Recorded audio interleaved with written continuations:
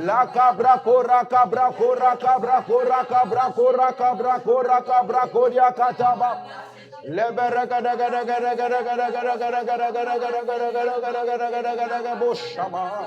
Rakota rika barake la cabra que la quebra cola cabarana. Rando shape.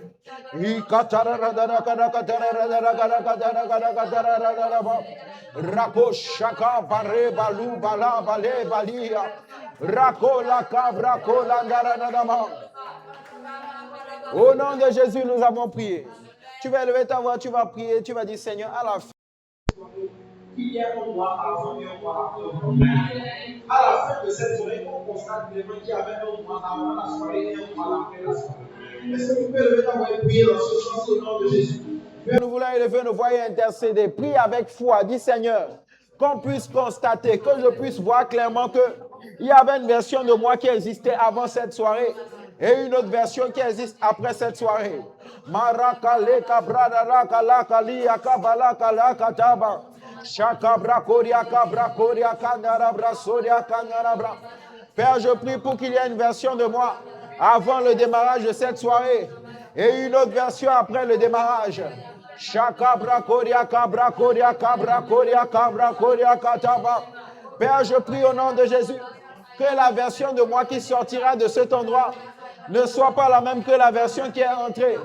Je prie au nom de Jésus afin que la version de moi qui partira de cet endroit ne soit pas la même que la version de moi qui est entrée. Je prie que l'état dans lequel je suis venu ne soit en aucun cas l'état dans lequel je repars. Je refuse de venir dans le même état et de repartir dans le même état. Marakata dabra koraka bra koraka bra karakata baradaradarabasha. Je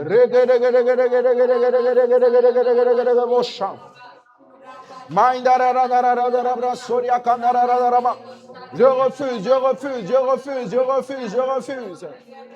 Père, engendre une nouvelle version de nous. Engendre une nouvelle version de chaque personne. Rakora kabara korana banada. Rakatara brakaria katara bradana radaba.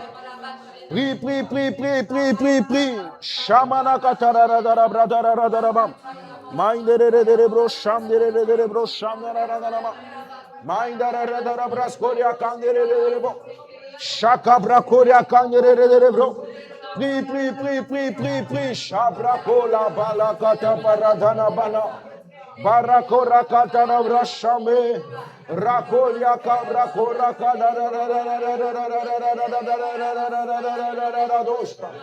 Rakoria kabra kora kabra koria kabra ko.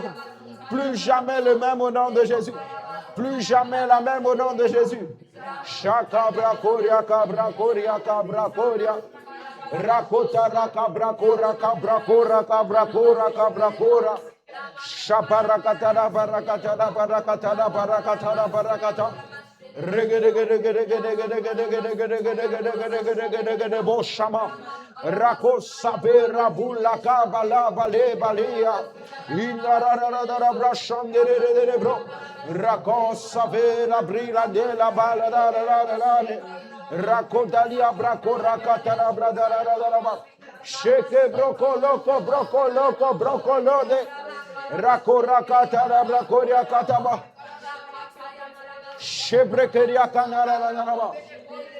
Élève ta voix, prie, dis Seigneur, après cette soirée, que je fasse plus au nom de Jésus. Et que j'aille plus loin au nom de Jésus. Que je fasse plus au nom de Jésus. Et que j'aille plus loin au nom de Jésus. Après cette soirée, que je fasse plus au nom de Jésus. Et que j'aille plus loin au nom de Jésus. Shaka brako raka brakoria kabrakoria kabrakoria kataba. Rakoria kabrakoria kabrakoria kabrakoria. Après cette soirée, aide-moi à faire plus. Après cette soirée, aide-moi à aller plus loin. Après cette soirée, aide-moi à faire plus. Après cette soirée, aide-moi à aller plus loin. Rakoria kabrakala kabrakali kabaradea. Rakoria kabrakora kabrakora kanaraba. Plus dans la prière, plus dans la méditation, plus dans mon travail, plus dans ma capacité à accompagner. Père, donne-nous de faire plus en tant qu'Église.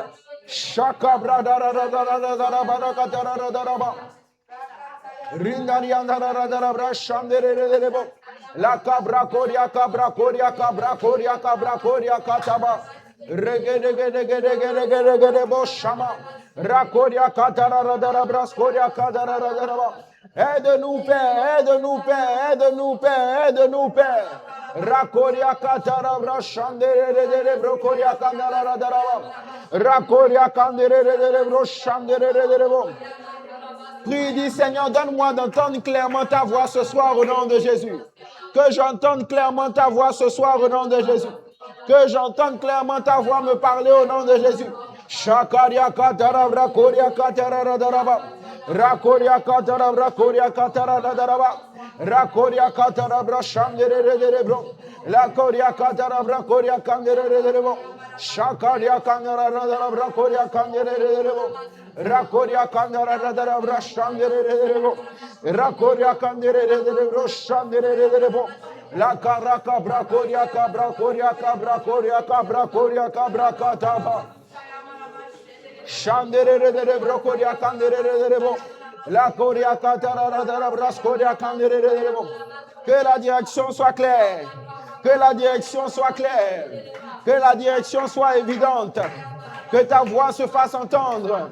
Rana manakata barada da da da da da da da da da da da da basho. Rekeleke broko loko todobosha. Raka malia barado la bre la lia. Rako raka brako raka taba. Mara brana banshama. Rekeria kora kabra reka broka lika braka lika braka lea. Indere bro shamera kada katana brada katara. Rekeria koria kandara bra koria kandere. Que la direction soit claire. Que l'orientation soit claire. Shakaria katara bra kora katara brada. Rekelia cabradera na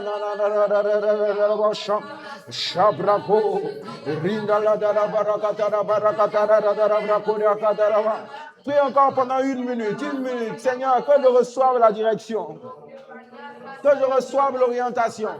Marela lia cabrakora katara brandara rakoria katara brakoria kadarava. Rakoria katara brashondaria ndarararava. Rakoria katara brakoria kandarararava braskoria kandarararava. Au nom de Jésus, nous avons prié.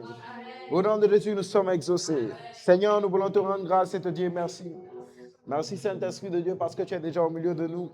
Merci parce que tu vas te glorifier. Merci parce que Jésus sera vu parmi nous ce soir. Merci parce que ton règne sera vu au nom de Jésus et que ta volonté sera faite au nom de Jésus. Gloire te soit rendue, Père, parce qu'il en est ainsi. C'est au nom de Jésus que nous avons pris avec action de grâce et que nous sommes exaucés. Amen. Tu peux prendre place dans la présence de Dieu. Nous allons continuer ce que nous avons commencé hier par la grâce de Dieu. Amen. Alors, depuis hier, on a commencé ensemble à partager sur une thématique que l'Esprit a inspirée. Depuis hier, nous avons commencé à partager sur la thématique « Faire disparaître ce qui est de l'enfant ». Amen. Faire disparaître ce qui est de l'enfant. Et je t'ai promis de partager avec toi 18 choses. 18 choses qui sont de l'enfant qu'il faut faire absolument disparaître. Nous avons partagé les 4 premières hier. Première, c'est cesser de penser et de raisonner comme un enfant. Amen. Je t'ai expliqué hier que les gens qui pensent, qui raisonnent comme des enfants, ce sont les personnes qui n'ont pas de réflexions profondes. Quand une sœur raisonne comme un enfant, il faut juste lui demander qu'est-ce que tu t'imagines quand tu te vois mariée. Et tu détectes dans son langage qu'elle pense comme un enfant. Amen. Tu comprends dans son langage qu'elle pense comme un enfant parce qu'elle pense à Dubaï. Amen. Elle pense aux voitures. Amen. Elle ne pense qu'aux fleurs. Amen. Elle pense qu'ils vont se tenir la main tous les jours et arriver à l'église sur un cheval blanc. Amen. Elle croit que parce qu'on est marié, on n'a plus de disputes. Que les disputes, c'est seulement dans les cheminements. C'est ça le raisonnement de l'enfant. Penser comme un enfant, c'est penser que tout est facile, tout est acquis. Vous savez, quand vous avez un enfant, vous lui demandez, tu veux quoi pour Noël? Il dit, je veux une vraie voiture. Je veux une vraie voiture. Parce que lui, il ne sait pas déjà comment faire pour avoir une voiture. Il ne sait même pas qu'il n'a pas l'âge d'avoir une voiture. Il ne sait pas ce que coûte une voiture. Les enfants n'ont pas de réflexions profondes. Les gens qui réfléchissent comme des enfants ont des réflexions superficielles. Parce que quelqu'un réfléchit comme un enfant. Vous savez, c'est même réfléchir comme un enfant qui pousse les gens parfois à dire certaines choses. Parce qu'ils ne réfléchissent pas plus loin. Ils n'arrivent pas à penser à l'impact de leurs décisions, à l'impact de leurs choix. On a parlé également de parler comme un enfant, qui est une deuxième chose qu'il faut abandonner. Il y a des gens qui parlent comme des enfants, des sœurs qui parlent comme des enfants. Rappelle-toi, le verset de base, c'était 1 Corinthiens 13, verset 11. Quelqu'un qui parle comme un enfant, c'est une personne qui est capable de dire non, moi je dis ce que je pense, hein, que vous le preniez bien ou que vous le preniez mal. L'essentiel, c'est que moi je dis ce que je pense. Moi je suis un gars direct. Moi je suis une fille directe. C'est penser comme un enfant. Parce que celui qui pense comme un adulte sait que les paroles peuvent rattraper. Amen. Celui qui pense comme un adulte sait que ce qu'il vient de déclarer aujourd'hui, là, ça peut le rattraper plus tard. Ça peut le rattraper demain. D'ailleurs, combien de personnes n'ont pas eu honte de revenir à certains endroits ou de revenir demander juste parce qu'ils avaient dit de mauvaises paroles au départ. Il y a des gens à qui tu n'as pas pu venir redemander tout simplement parce qu'à un certain moment, tu leur as dit de mauvaises paroles. Parce qu'à un certain moment, tu as fait le vantard ou la vantade. Tu as essayé de leur donner l'impression que tu pouvais gérer ta vie sans eux. Tu as essayé de leur donner l'impression que tu n'avais pas besoin d'eux pour t'en sortir dans la vie. Tu as parlé comme un enfant. Et finalement, tu te retrouves dans certaines circonstances. Ce sont les filles ou les demoiselles qui parlent comme des enfants qui disent à des gars, tu t'es bien regardé, tu m'as bien regardé. Toi et moi, ensemble, jamais. Un pasteur a raconté ce témoignage qui m'a beaucoup amusé. Il dit qu'il y avait une sœur dans son église, la sœur Judith. La sœur Judith était de teint métissé et elle plaisait beaucoup au frère. Mais le frère, c'était un frère très en chantier. Il priait bien, mais il était très en chantier. C'est-à-dire, niveau style, hygiène, ce n'était pas trop ça. Donc le frère dit, il est venu parler à la sœur Judith. Et la sœur Judith l'a regardé. Elle lui a dit à Lingala, est-ce que tu as déjà vu une blanche comme moi marcher avec les gens de ta catégorie? Et elle lui a dit, tu es même très ambitieux, jeune homme. Allez, va voir ailleurs. Donc c'est comme ça que la sœur Judith a renvoyé le frère, qui ensuite est devenu bishop. Et quelques années plus tard, il s'est marié, tout ça. Et il dit qu'il allait acheter, il était avec sa femme, il a déposé sa femme quelque part, puis il est passé devant le marché. Alors quand il est passé devant le marché, il a vu une vendeuse de poissons fumés assise là, en train de vendre du poisson fumé. Donc, il s'est garé pour prendre un appel, et il regarde, et il a l'impression de la connaître. Il regarde, il se rapproche. C'est Judith, c'est toi. Et puis il dit, oh, grand frère. Il dit, hé, Judith même qui m'a appelé grand frère. Judith même, elle dit, ah, comment tu as fait? Comment ça s'est passé? Tu fais quoi là? Elle dit, ah, et tout, c'est comme ça que je me suis engagé avec un faux type. Voilà, il m'a abandonné avec les enfants. Maintenant, je me bats seul pour prendre soin des enfants. Elle dit là, ah, ok. Je vois, le Seigneur est fidèle, il va faire grâce. Mais que quand il est rentré dans sa voiture, il s'est dit, Judith, vraiment, tu as manqué. Il s'est dans ce cas, il a manqué l'essentiel. Et parler comme un enfant pour vous faire manquer l'essentiel. Les gens qui disent par exemple, moi je n'aurai jamais besoin d'eux dans ma vie. C'est parler comme un enfant. Parce que tu ne sais pas ce qui va se produire dans l'épisode suivant. Et raisonner comme un enfant, c'est avoir le raisonnement superficiel. C'est parce que les gens raisonnent comme un enfant qui peut voir une vidéo TikTok et dire que c'est le couple goal, il veut être comme eux. Et croire vraiment que la vie des gens est parfaite. Tout le monde peut faire une vidéo de couple goal. Tout le monde. Vous allez dans un premier restaurant, vous faites un bisou là-bas, une petite séquence vidéo. Vous faites un second bisou quelque part avec Carrefour Douane là-bas. Et puis vous vous tenez la main en entrant quelque part là-bas. Et puis vous marchez tous les deux sur une avenue, quelqu'un vous prend une vidéo. Vous compilez tout ça en 30 secondes. Couple goal. Les gens voient et disent, waouh, on veut être comme eux. Alors que peut-être que les deux n'ont même pas mangé. Peut-être qu'ils n'ont même pas d'électricité à la maison. Donc c'est raisonner comme un enfant que de regarder les choses en surface. Les gens qui raisonnent comme des enfants regardent toujours en surface. Les frères qui aiment trop les corps sont des frères qui raisonnent comme les enfants. Un frère qui aime trop les corps, la forme. Ah, vraiment, elle, la fille, là, vraiment. Quand tu demandes qu'est-ce que tu aimes chez elle, il te fait comme ça. Lui, il n'y a que ça qu'il aime. Tu demandes à une soeur qu'est-ce que tu aimes chez le frère, non. Sa façon de marcher.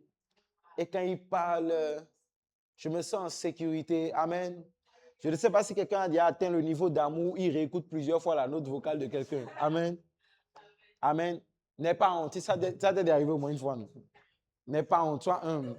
Où tu atteins un niveau d'amour, tu réécoutes les notes vocales de quelqu'un. Même moi-même, j'ai déjà fait ça. Tu atteins un niveau là où tu réécoutes les notes vocales. Tu es seul, tu réécoutes. Ça, c'est au début. Amen. c'est que c'est encore les débuts, les débuts.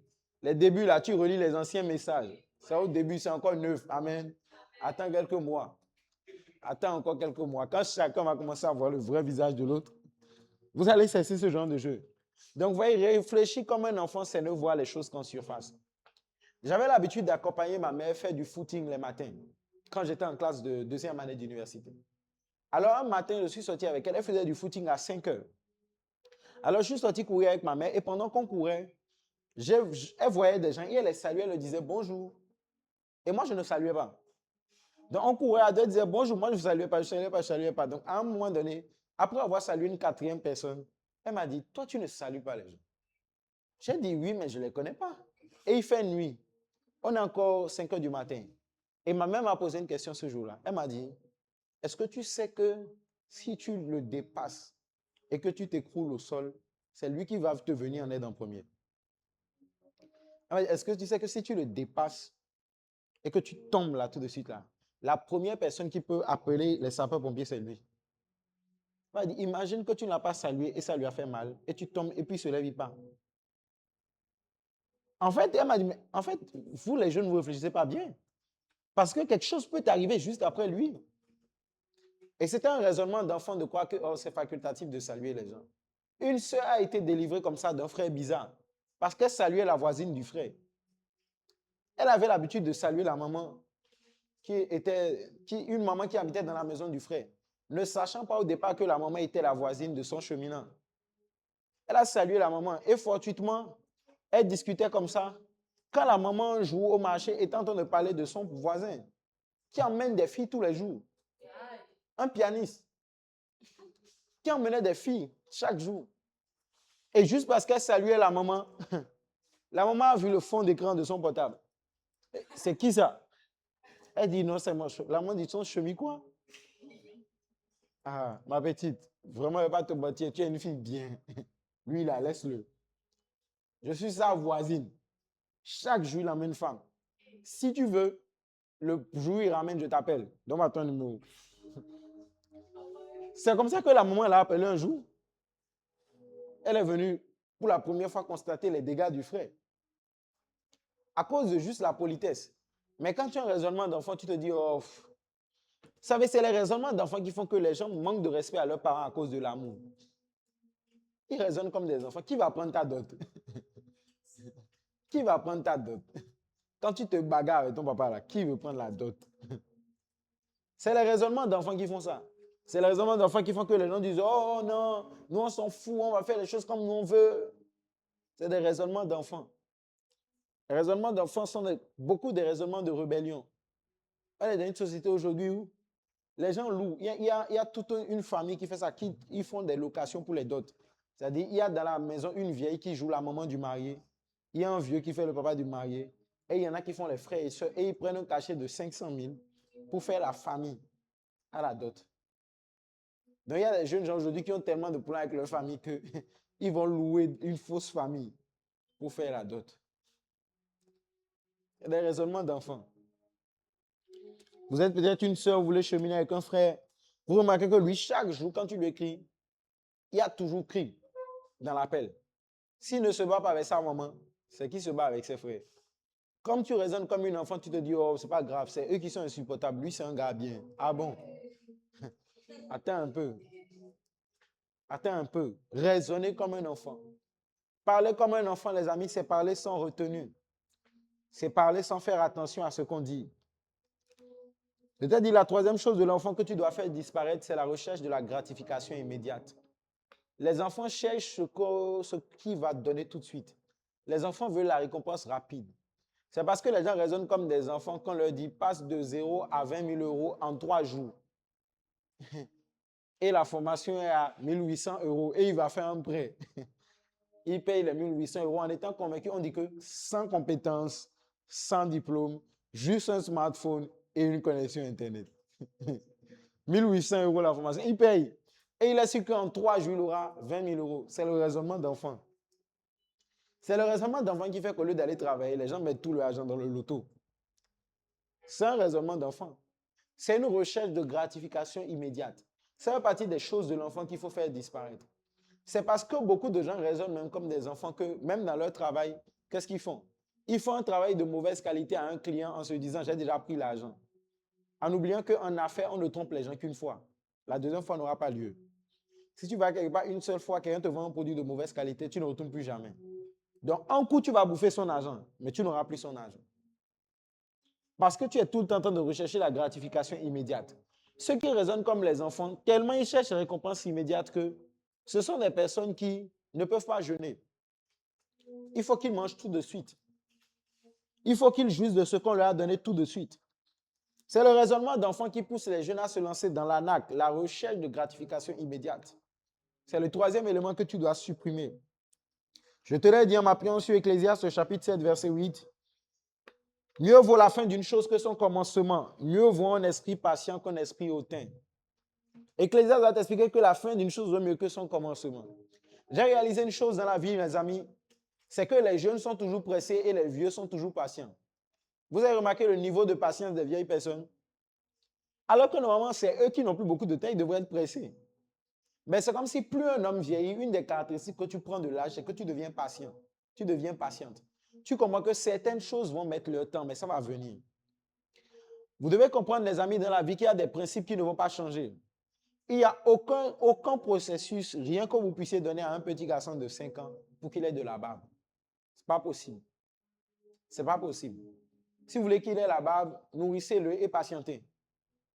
Patientez. Il y a des enfants qui déjà à 14 ans, 15 ans commencent à avoir la barbe. Il y a d'autres qui ont la barbe tardivement. J'ai un cousin qui a eu son premier poil de menton à 25 ans.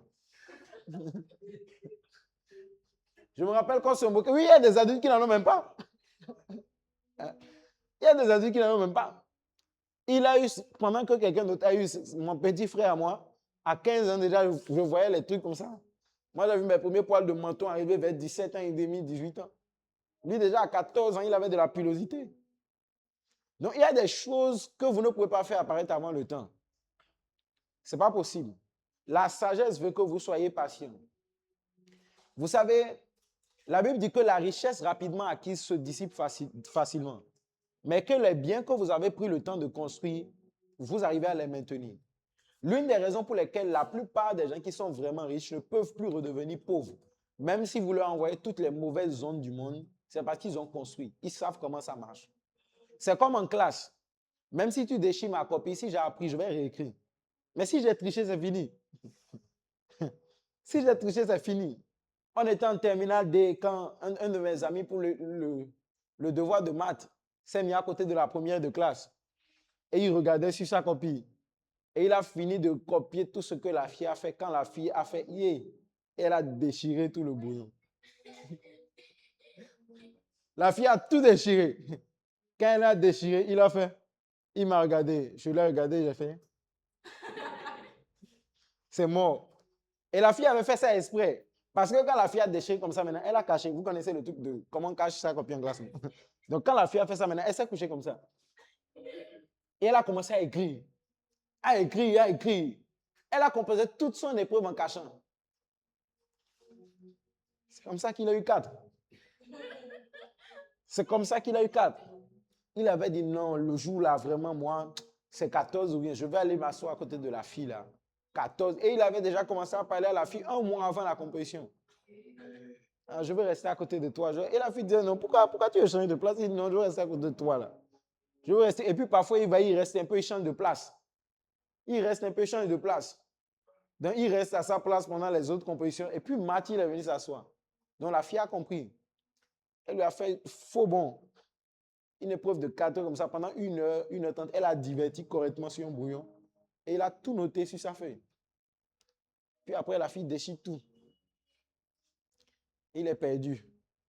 Donc tu vois, les enfants ne réalisent pas qu'il vaut mieux savoir construire. Il vaut mieux savoir pêcher que d'avoir du poisson. C'est pourquoi l'une des choses que Dieu fait souvent, c'est qu'il vous équipe. Dieu préfère vous équiper que de vous donner du tout fourni. C'est très important. Dieu préfère vous construire que de vous donner du tout fourni. Parce que ce que tu acquiers rapidement, tu ne connais pas le processus pour le gérer. Et en général, c'est plus facile de le perdre. Je pense que l'une des raisons pour lesquelles Adam est tombé, c'est parce que Adam n'a jamais été un enfant. Adam est le seul homme qui est né avec les dents dans la bouche. En fait, Adam est né homme. Adam n'a pas suivi de processus. Je pense que c'est pour ça qu'il a échoué. C'est pourquoi quand Jésus est arrivé dans l'humanité, malgré sa perfection, Dieu l'a fait passer par un processus. Il a grandi normalement comme tous les hommes. Et ce n'est qu'à 30 ans qu'il est entré dans ce que Dieu avait prévu. Donc, vous voyez, le processus a vocation à vous forger. Mais quand vous raisonnez comme un enfant, vous voulez tout en accélérer. Docteur en accéléré. Cours de médecine en 6 mois. 6 mois pour devenir docteur. 6 mois. Et bon, tout ça, les théories, tout ça, les stages, tout ça, les stages. Montrez-moi directement comment on ouvre les ventres en même temps. Stage, tout ça là, non, non, non. Montrez-moi. Ok, on prend ça là, on coupe ici et puis on coupe là-bas. Il ne faut pas toucher à tel code, d'accord. Ok, ok. Il y a un malade là, je peux essayer. La recherche de gratification immédiate. Quatrième élément que j'ai partagé avec toi hier, le besoin d'être le centre de l'attention. Ça fait partie de la nature de l'enfant. Les enfants ne pensent qu'à eux. Philippiens 2,4 nous dit que chacun de vous, au lieu de regarder à ses propres intérêts, regarde à ceux de l'autre. Une personne qui raisonne comme un enfant est une personne qui est alpha et oméga de sa vie. S'il y a une fille qui raisonne ou une demoiselle qui raisonne comme une enfant dans votre groupe, en entreprise ou un peu partout, si on dit on va manger à Tieke ou bien riz gras, tout le monde dit à Tieke, elle est la seule à dire riz gras. Si vous ne préparez pas riz gras, elle ne mange pas et elle ne paye pas la cotisation. Elle est capable même d'être la seule à crier riz gras pendant que 10 autres personnes crient à Tieke. Et elle va se fâcher parce que les 10 autres n'ont pas fait ce qu'elle veut. Il y a des gens comme ça. C'est un raisonnement d'enfant. Un raisonnement d'enfant. Je vais aller plus loin. C'est le raisonnement d'enfant qui fait que vous êtes 10 dans un bureau. Tout le monde a chaud. Mais parce que toi, tu as froid, tu éteins la clim sur tout le monde. C'est le raisonnement d'enfant. Ça veut dire qu'au milieu de tout le monde, tu estimes que tu es plus importante. Quand j'étais en terminale, une de nos camarades de classe a failli se faire soulever comme ça par un des doyens de la salle. Parce que tout le monde dit on a chaud. Elle éteint le bras, elle dit qu'elle a froid. On rallume et elle rééteint. Donc, le doyen a failli la porter. Encore que c'était une taille écho comme ça. Le doyen s'est fâché, il dit, mais toi on allume et puis tu te prends pour qui? C'est un raisonnement d'enfant. Le raisonnement d'enfant, c'est le raisonnement qui te pousse à croire qu'ils peuvent être 100. Moi, je suis le plus important. C'est le raisonnement d'enfant qui fait qu'il y a des gens, quand ils veulent se servir à la cuisine, on crie toujours, on n'a pas encore mangé. Hein. Ou les autres n'ont pas encore mangé. Hein. Parce que lui, là, quand il arrive devant la marmite, manger ou pas manger, lui, il mange. Il est capable de se servir comme si le reste du monde n'existait pas. À cause de lui seul, les gens servent leur nourriture cash avant que lui ne vienne manger. Parce qu'il ne regarde qu'à son intérêt. Il ne regarde qu'à lui. Il ne regarde qu'à ce qui l'arrange. Il ne regarde qu'à ce qui l'avantage. C'est la quatrième caractéristique de l'enfant que vous devez faire disparaître. Les sœurs qui pensent comme des enfants sont des sœurs qui ont besoin d'être elles seules le centre de l'attention. Tous les jours, elle se plaint qu'on ne lui a pas envoyé je t'aime le matin, mais elle-même n'en voit jamais. Elle est là toute la journée, elle dit je vais attendre pour voir s'il va m'écrire. Et toi, tu n'écris pas? Elle demande l'argent de poche à un cheminant. Ne leur donnez pas. Amen. Gérard, toi dis Amen. C'est toi celle qui... Bon, même si c'est toi celle qui est là avec Glory, dites-moi Amen pour m'encourager. Les cheminants n'ont pas d'obligation d'argent de poche avec les cheminants. Il n'y a pas d'obligation. Amen. Il n'y a pas d'obligation. Non, toi-même, quand tu vois mes cheveux comme ça, est-ce que ça te plaît? Oui, ça lui plaît. Faut payer toi-même ta coiffeuse. Amen. Toi-même, ça te plaît tes propres cheveux. Et ça ne te plaît pas, il faut payer toi-même. Le raisonnement de l'enfant, c'est tout le temps le raisonnement de je veux, je dois. Vous voyez des gens sur Internet parfois, même dans la vraie vie, hein, homme comme femme, quand tu lui demandes quels sont ses critères pour mariage, il a au moins 20 critères comme ça. Et quand tu lui demandes qu'est-ce que lui va donner à la personne qui veut marier, il n'a plus rien à dire. Tout ce qu'il lui va donner, c'est sa présence. Mais il veut un teint clair, il veut des formes, il veut une femme propre, une femme qui travaille, une femme qui fait à manger, une femme qui prêche, une femme qui danse et une femme qui sait rouler voiture, qui peut le conduire. Mais qu'est-ce que lui veut apporter? Sa présence. Vous savez, quand vous allez faire les cours de mariage, là, il y a un principe qu'on vous enseigne dès le départ. On ne se marie pas pour être heureux. Tous ceux qui se marient pour être heureux vont souffrir. Je cherche quelqu'un qui me rendra heureuse. C'est là que tous tes problèmes commencent. J'ai vu la dernière fois un post d'une demoiselle qui dit que euh, une femme brisée a besoin, il faut un homme fort pour guérir une femme brisée.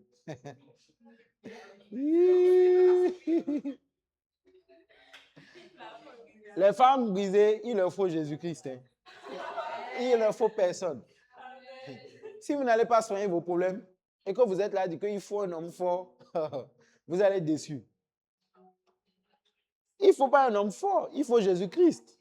Peut-être un psychologue, mais pas un homme fort. Il n'y a personne qui va venir soigner vos blessures, mes soeurs. Non, vous écoutez les chansons souvent que les artistes la chantent que je t'ai trouvé, tu m'as fait oublier mon passé, tu as soigné les blessures de mon âme. C'est faux. Hein? C'est faux. N'écoutez plus les... C'est faux. Il n'y a pas quelqu'un qui vient penser les plaies du cœur de quelqu'un. Les plaies, on pense ça en prière. Tu vas devant le Seigneur, tu fais la cure d'âme avec le cordeau de la Winners et tu penses les plaies de ton âme et tu avances vers ton avenir. C'est comme ça. Dans le raisonnement d'enfant, c'est le raisonnement de tout le temps, tu vois. Elle a un problème dans son cœur, mais elle dit qu'il lui faut un homme fort. Est-ce que c'est lui qui t'a fait ça? Maintenant, tu dis qu'il faut un homme fort, ça dit, il n'y a aucune prise de responsabilité. Il n'y a aucune prise de responsabilité. En discutant avec une demoiselle un jour, elle m'a dit non, j'ai rompu avec lui. Je dis pourquoi? Elle dit, il n'était pas assez mature pour gérer mes blessures intérieures. J'ai dit waouh! Waouh! Qu'elle cherche quelqu'un de plus mûr qui est capable de la gérer avec ses blessures intérieures et ses insécurités. Elle ne dit pas j'ai réalisé que j'ai des blessures et des insécurités. Non.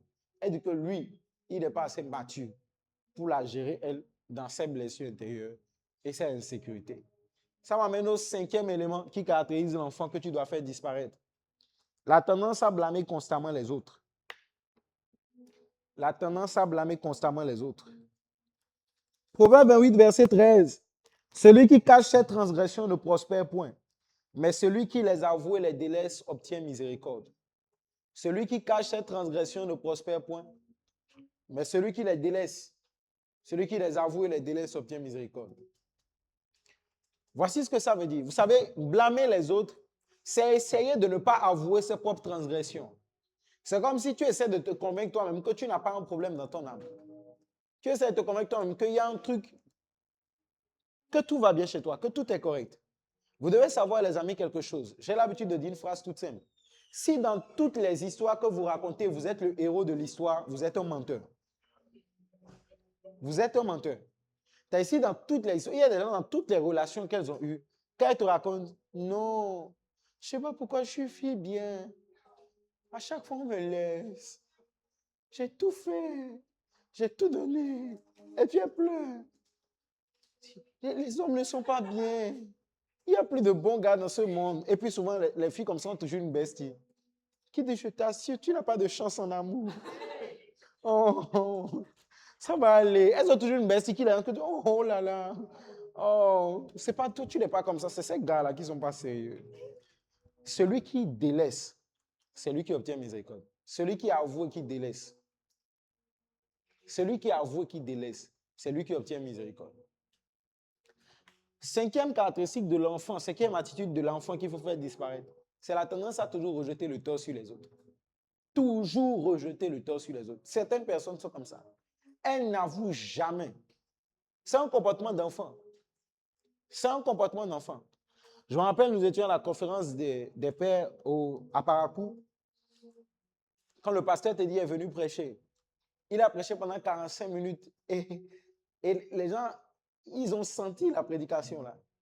Parce que dès qu'il est venu là prêcher sur le livre de l'apôtre Ivan, parce que moi, vous savez, moi j'étais dans la foule, donc j'entendais les commentaires autour de moi. Les gens chuchotaient en mode, ah, qu'est-ce que c'est? Ils avaient du mal à accepter le message. Pourquoi? Parce qu'il a prêché le livre de l'apôtre Ivan, les 10 handicaps du leader qui empêchent la croissance de l'Église. Déjà, c'est rare de voir un pasteur qui écrit un livre qui parle des handicaps des pasteurs. Vous savez ce qui fait la particularité de la Bible, c'est que les récits de la Bible ne sont pas modifiés pour nous montrer que les héros sont parfaits. C'est aussi l'une des 10 raisons pour lesquelles la Bible est la parole de Dieu. J'ai récemment fait un post dessus. 10 raisons pour lesquelles la Bible est la parole de Dieu. C'est que les récits bibliques n'ont pas été déformés pour nous faire du bien ou pour nous donner la sensation que nos héros sont invincibles. En même temps que la Bible nous présente David comme l'homme selon le cœur de Dieu, on nous montre aussi un gars qui a pris la femme d'autrui, qui a couché avec la femme d'autrui et qui a tué la personne. Donc, il y a une forme d'authenticité dans la parole de Dieu. Une forme d'authenticité. Je me rappelle quand il a commencé à prêcher, il a dit une phrase. Première vérité que je veux partager avec vous, vous avez exactement l'église que vous méritez. Et ça, les gens n'étaient pas d'accord. Déjà là, il a juste fait l'introduction de son message en 45 minutes, mais s'il avait fait le code du devoir là, vraiment. Car il a dit, vous avez l'église que vous méritez. En fait, le niveau d'église que vous gérez en ce moment est proportionnel à votre niveau de leadership. Est proportionnel à votre niveau de leadership. Et les gens étaient bouleversés, ils n'étaient pas d'accord. Pourquoi? Parce que justement, quand vous pensez encore comme un enfant, vous avez une tendance à tout le temps vouloir blâmer les autres. Vous voulez tout le temps dire, c'est eux. C'est eux. Tous les gars du Togo sont mauvais. C'est pour ça que j'ai eu, première relation, ça n'a pas marché, deuxième, ça n'a pas, troisième. Tous les gars à Lomé sont comme ça. Tous les gars à Lomé sont des briseurs de cœur. Mais vous voyez, quand vous ne pensez pas comme un enfant, quand vous avouez vos fautes, on dit rien ne réussit à celui qui cache ses fautes. Quand vous arrivez à reconnaître que moi-même là, les gars là, où est-ce que je les trouve? Par exemple, tu arrives à l'église, tu vois un frère qui prie bien, qui jeûne bien. Il ne te plaît pas, mais c'est celui qui dort toujours au culte qui te plaît. Maintenant, après, quand celui qui dort au culte là t'invite chez lui et te venir chez lui à 23h, ça t'étonne. Quelqu'un qui dort à l'église, il n'entend même pas la parole. Tu penses qu'il va t'inviter où? Tu penses qu'il va t'inviter où? Les amis, je l'ai dit la dernière fois, quelqu'un ne m'a jamais présenté son cheminée, j'ai été étonné. Jamais. Quelqu'un, si je te connais, si je te connais un peu, si tu me présentes ton cheminot ou ta cheminante, je ne peux jamais être étonné. Ça montre que les gens choisissent du fond de leur intérieur. Et les gens choisissent en fonction de qui ils sont au fond d'eux. Je te dis la vérité. Les frères charnels aiment les sœurs charnelles. Toujours. Tu vois qu'un frère qui a des problèmes de sanctification va aimer une sœur qui s'habille mal à l'église. C'est comme ça. Le principe est tellement vrai que parfois il suffit de vous arrêter pour voir qui sont vos amis. Ça, c'est une parenthèse. Et vous allez voir que vos amis sont le reflet d'une partie de vous, même si vous ne l'avouez pas. Ils sont le reflet d'une partie. Si tu as des amis qui fument et tu es épanoui avec eux, tu es un fumeur. Il te reste un peu, il reste un peu. Tu vas fumer aussi bientôt. Tu vas fumer aussi bientôt. J'étais en classe de première quand mon père m'a dit une phrase un jour. Il m'a dit, si tu fréquentes 9 pauvres, tu seras le 10e. J'ai trouvé ça dur. J'ai dit, oh, vieux, c'est quelle discrimination ça? Donc, les pauvres, là, de laisser de côté quoi? Il dit, non, c'est un principe. Si tu côtoies des gens d'une certaine nature, tu seras comme eux. Tu seras comme eux. Le raisonnement de l'enfant, c'est le raisonnement qui vous fait constamment blâmer les autres. Non, vraiment, on m'a trompé. Toujours on me trompe. Toujours on m'abandonne. Toujours on me laisse. Non, prends tes responsabilités. Non, à chaque fois que je donne aux gens, ils ne sont pas reconnaissants. Continue de donner, mais apprends à garder par moi. Amen. Oui, il y a des moments où ta vie, tu gardes. Non, j'ai tout donné pour les autres. Maintenant, j'ai même plus de quoi manger. Qui t'a demandé de donner ce que tu devais manger? Amen. Oui, oui, c'est ça. C'est l'un des raisonnements de l'enfant qui vous fait disparaître, c'est la tendance à constamment blâmer les autres. Celui qui cache ses fautes, celui qui n'est pas capable, vous savez, tant que vous n'êtes pas capable de vous dire à vous-même la vérité à propos de ce qui s'est réellement passé, vous n'allez pas prospérer. Vous n'allez pas évoluer. Tout domaine de votre vie, si vous ne vous mentez pas par rapport à votre façon de gérer vos finances, vous n'allez pas progresser. Le bishop Dag dit que rien n'est plus motivant que la vérité. Rien n'est plus motivant que la vérité. Rien n'est plus motivant que la vérité. Cette capacité à se dire honnêtement à soi-même ce qui doit arriver et ce qui s'est passé. Vous savez, aujourd'hui, j'ai écouté un monsieur, il est parti clandestinement, il a voyagé clandestinement dans des pays. Il allait en Tanzanie pour vouloir jouer au basket. C'était pas trop ça. Et il a quitté la Tanzanie parce qu'il dit que lui n'a qu'un seul atout, c'est le sport. Il n'a pas fait d'études, il a grandi dans la rue, tout ça, mais il a un bon physique. Alors, il a travaillé à développer son physique. Il va en Tanzanie, rien ne donne. Il va clandestinement aller à Dubaï. Et quand il va aller à Dubaï, il va obtenir une forme de visa. Son visa va expirer. Et quand le visa expire, tu ne peux plus avoir de boulot. Donc, il vivait avec des frères et tout ça. Et ses frères commençaient à lui dire, oui, tu es baraqué, tout ça, couche avec des femmes. Qu'on peut t'amener des femmes qui viennent à Dubaï se divertir et tout ça. Elles vont te payer beaucoup d'argent, couche avec les femmes. Et voilà, tu vas te gérer. Il a dit à ses frères, non, je ne peux pas faire ça.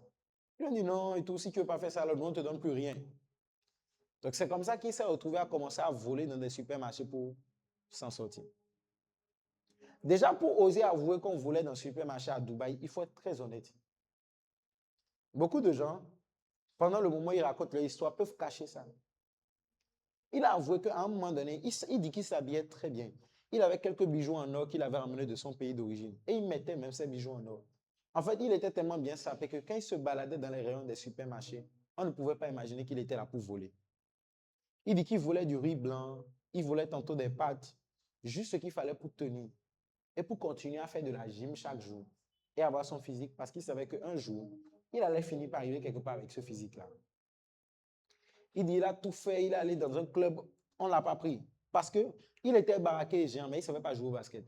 Il ne savait pas jouer. Il dit, non, on ne peut pas jouer avec toi. Et il dit qu'un jour, il avait l'habitude de faire quelque chose. Il trompait les contrôleurs de bus pour monter et descendre même à l'endroit du supermarché où il allait voler. Et il dit qu'il ne pouvait pas voler 2 fois dans le même supermarché. Donc, il devait changer à chaque fois de région pour aller voler. Donc, il trompait le gars, le contrôleur de bus. Il montait, il le trompait à la sortie. Donc, visiblement, les gens l'ont ciblé et ils l'ont identifié comme un gars qui s'introduit dans le bus par infraction. Alors, il dit qu'il est descendu du bus une fois et la police l'a arrêté. Le policier l'a arrêté. On lui demande les papiers, il n'a pas de papiers. C'est un homme et un géant, tout ça. Il dit, il s'est mis à genoux, il a commencé à pleurer. Il dit, il a pleuré toutes les larmes de son corps. Il a dit au policier, moi que tu vois ici, je viens de tel pays d'Afrique. Je n'ai pas de devant, je n'ai pas de derrière, je n'ai plus de visa, je n'ai aucun papier. Et je suis rentré dans ce bus-là pour aller voler à manger quelque part. Moi, je vole dans les supermarchés. Il a dit ça à la police. Il a dit au policier, moi, je vole. Il a dit, c'est pas que j'aime ça, mais je dois m'en sortir. Ça fait 8 mois que je n'ai pas de boulot. Mes frères m'ont suggéré si et ça. Je ne peux pas le faire. Je rêvais de jouer au basket, on ne m'a pas pris. Mais je vais voler dans les supermarchés. Ça ne me plaît pas, mais c'est ce que je peux faire. Mais s'il te plaît, ne me signale pas l'immigration. Je ne veux pas retourner dans mon pays. Mon père est mort, ma mère n'a rien à faire pour moi. Laisse-moi au moins être ici et souffrir et tenter de construire quelque chose. Et il dit qu'il était là, il pleurait. Les gens autour de lui le regardaient. Mais il a pris sa responsabilité à ce moment-là. Il s'est dit, j'ai déjà volé, j'ai déjà fraudé. Il vaut mieux maintenant que je dénonce clairement qui je suis pour qu'on m'aide. La tendance à blâmer les autres ou à rejeter sur les autres ne va pas vous aider à avancer. Et il dit qu'alors qu'il a fini de pleurer, le policier l'a appelé. Il lui a enlevé les menottes. Il lui a dit, tu peux partir. Et pendant qu'il partait, il dit que le policier, il a vu la voiture de police klaxonner derrière lui. Il a voulu courir parce qu'il s'est dit peut-être qu'il a changé d'avis. Et le policier lui a dit, non, j'aime les gars comme toi. Tu as une grande foi. Il lui a dit, je suis musulman et quand je vois ta foi, elle me fait penser au Coran. Il lui a dit, continue de croire en toi. Je ne t'encourage pas à voler, mais j'ai aimé ton honnêteté et j'espère que tu vas réussir. Et le monsieur lui a donné l'équivalent de 50 dirhams. Il lui a dit, achète quelque chose à manger et va. Il dit, après ça, il a continué à voler. Encore. Il a encore allé voler. Jusqu'à ce qu'un jour, quelqu'un juste comme ça l'aime, un président d'un club l'aime, et lui dise, on va te prendre, même si tu ne sais pas jouer, on va te prendre dans l'équipe junior. Et je vais te payer de ma poche. Il dit, je ne sais pas pourquoi, mais je t'aime bien. Un arabe lui a dit, je t'aime bien. Je ne sais pas pourquoi. Et le juge lui a dit ça, il lui a donné 5000 dirhams. Il dit, c'est la première fois de sa vie, il a touché 5000 dirhams. Il lui a dit, achète-toi quelques paires de baskets, des t-shirts, tout ça. Aujourd'hui, il est très populaire aux États-Unis. Et il a représenté même les Afro-Américains à un événement récemment. À l'occasion je crois, de la journée internationale quand même. Ils ont une journée là qu'ils font en honneur de Martin Luther King. Il a représenté les Afro-Américains. Mais c'est un gars qui est d'origine camerounaise et qui a vécu tout ça. Mais tu vois, le jour où on l'a arrêté, il a reconnu. Cacher cette transgression ne va pas t'aider à avancer. Il aurait pu dire non, je ne suis pas entré dans le bus comme ça, jamais. J'ai payé. Sa vie allait s'arrêter là. Sa vie allait s'arrêter là. Beaucoup de gens ne reconnaissent pas leurs transgressions. Il y a des gens, même en entretien, ils mentent au pasteur. Dans sa façon de t'expliquer le truc, c'est comme si c'est la fille qui est venue chez lui. Alors que, alors que c'est lui qui est allé chez elle. Il y a des gens, dans leur façon de t'expliquer les choses, c'est comme si la personne est un simple ami. Mais ami que vous vous couchez les uns sur les autres, c'est une amitié bizarre. Amen. Quelle amitié. Il y a des gens qui ont des amitiés très intenses et très surprenantes. La tendance à toujours blâmer les autres, c'est un raisonnement d'enfant. C'est de sa faute-ci. C'est de leur faute-ci. C'est ça, c'est le raisonnement d'enfant là, qui fait que jusqu'aujourd'hui, les Africains accusent la France. Quelqu'un enceinte une fille n'assume pas, il dit que c'est la France. Ça aussi, c'est la France ou bien? Enceinte ne pas, c'est la France. Quand vous prenez l'argent d'un client, vous ne lui livrez pas, c'est la France aussi. La tendance à toujours vouloir blâmer les autres. C'est-à-dire toujours en train de chercher quelle est la cause extérieure de ce que je vis. Ce n'est jamais toi, c'est toujours l'autre. Ce n'est jamais toi, c'est toujours l'autre. Vous devez savoir ceci, les amis. Vous ne pouvez pas progresser dans la vie si vous n'apprenez pas à prendre l'entière responsabilité des choses. Même si on t'a trompé là, prends la responsabilité. Jusqu'à preuve du contraire, il ne t'a pas forcé à être en couple avec lui. On est d'accord? Amen. Donc, il t'a plu et tu as accepté. Donc, c'est déjà là que ta faute a commencé. C'est de ne pas avoir pu identifier un malhonnête depuis le départ. Oui. Et d'ailleurs, j'ai remarqué que dans la vie, tous les traîtres envoient toujours des signaux de traîtrise que vous négligez. Un frère qui va te tromper va toujours t'envoyer des signaux au départ. Il y a toujours une cousine bizarre dans son répertoire. Il dit c'est sa cousine, mais la façon de son cousin là est bizarre. Il y a toujours une bestie qui est trop sa bestie façon. Mais tu as fermé les yeux et tu as décidé d'avancer. C'est un comportement d'enfant que de tout le temps chercher à blâmer les autres. Il y a des responsables qui disent les membres de mon département ne viennent pas à la réunion, c'est de ta faute. Amen. C'est ta faute. Comment tu fais pour qu'ils ne viennent pas? Ça veut dire que peut-être qu'ils n'ont pas l'impression que ce que tu leur dis est sérieux. Donc ils ne viennent pas. Si vous organisez un événement et c'est un flop, la salle est vide. Il ne faut pas dire non, les Togolais n'ont rien fait. Ton événement n'a pas marché. Ça veut dire que c'était mal organisé. Ça veut dire que les gens n'ont pas trouvé de raison valable de venir t'écouter. Ils n'ont pas trouvé de raison valable. C'est ça qui fait réellement progresser en tant qu'enfant de Dieu. Cette capacité à prendre la responsabilité des choses et à assumer. Quand quelque chose n'a pas marché là, soyez vrai. Ça là, c'est un raisonnement d'enfant de dire, il a pris mon jouet, il a pris ma chaussure, c'est lui qui m'a poussé, il a versé l'encre sur mon kaki. Il y a des adultes qui sont toujours comme ça. Deux cheminants. Non, c'est elle. Non, c'est lui. Elle ne m'écrit pas. Lui aussi, quand je lui écris, il ne me répond pas. Et puis, ils font même les stories visées. Ils font les stories visées. En tout cas, affaire de relation, là, ce n'est pas pour les enfants. Hein. Et puis, quelqu'un d'autre met, si ça donne, ça donne. Si ça ne donne pas, tant mieux. En fait, il y a des cheminants, quand ils ont problème, quand tu regardes leur story, tu sais. C'est terrible. C'est un grand signe d'immaturité. Et il n'y a pas de story de repentance même.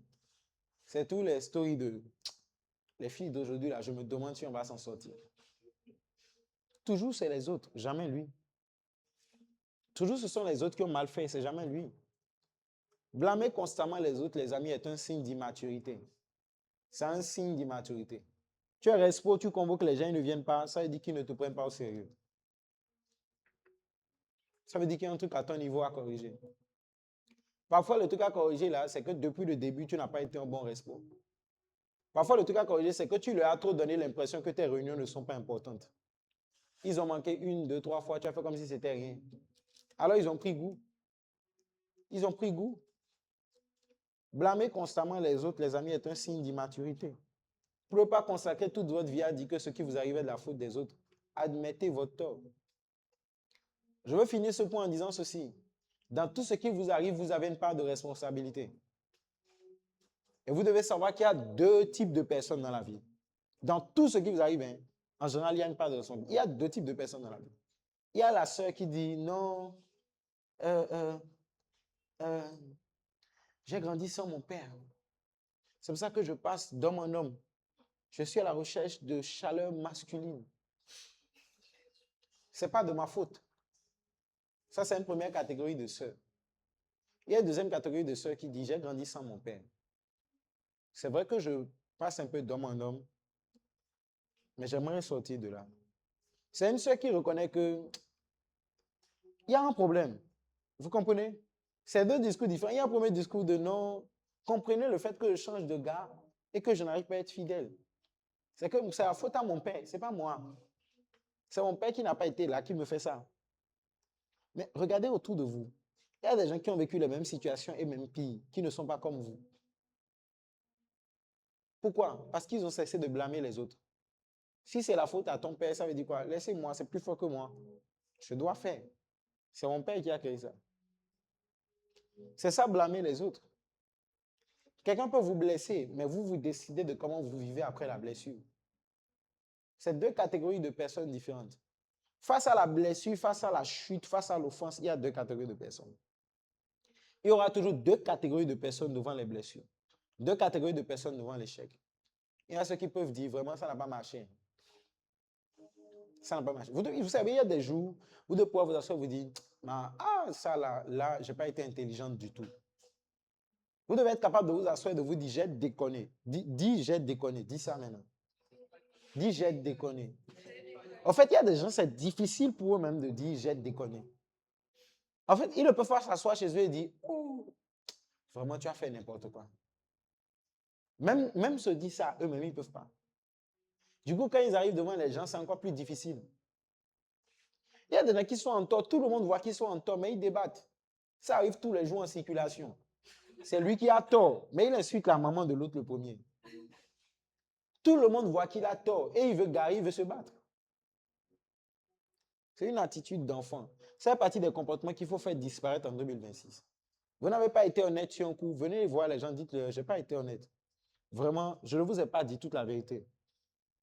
Quand j'étais en terminale, j'avais menti à mes camarades que j'étais en couple avec une fille. J'avais menti à mes amis. Et on me respectait beaucoup à l'école à cause de ça. J'étais délégué d'établissement. Et le papa de la fille était diplomate. Et elle et moi, on marchait ensemble tous les jours. On n'était pas en couple, mais moi, j'avais menti à mes amis qu'on était en couple. Donc, quand je me suis converti, le pasteur fait un message où le pasteur dit que tous les gens qui ont menti à des personnes, d'aller confesser. J'ai dit, c'est gâté.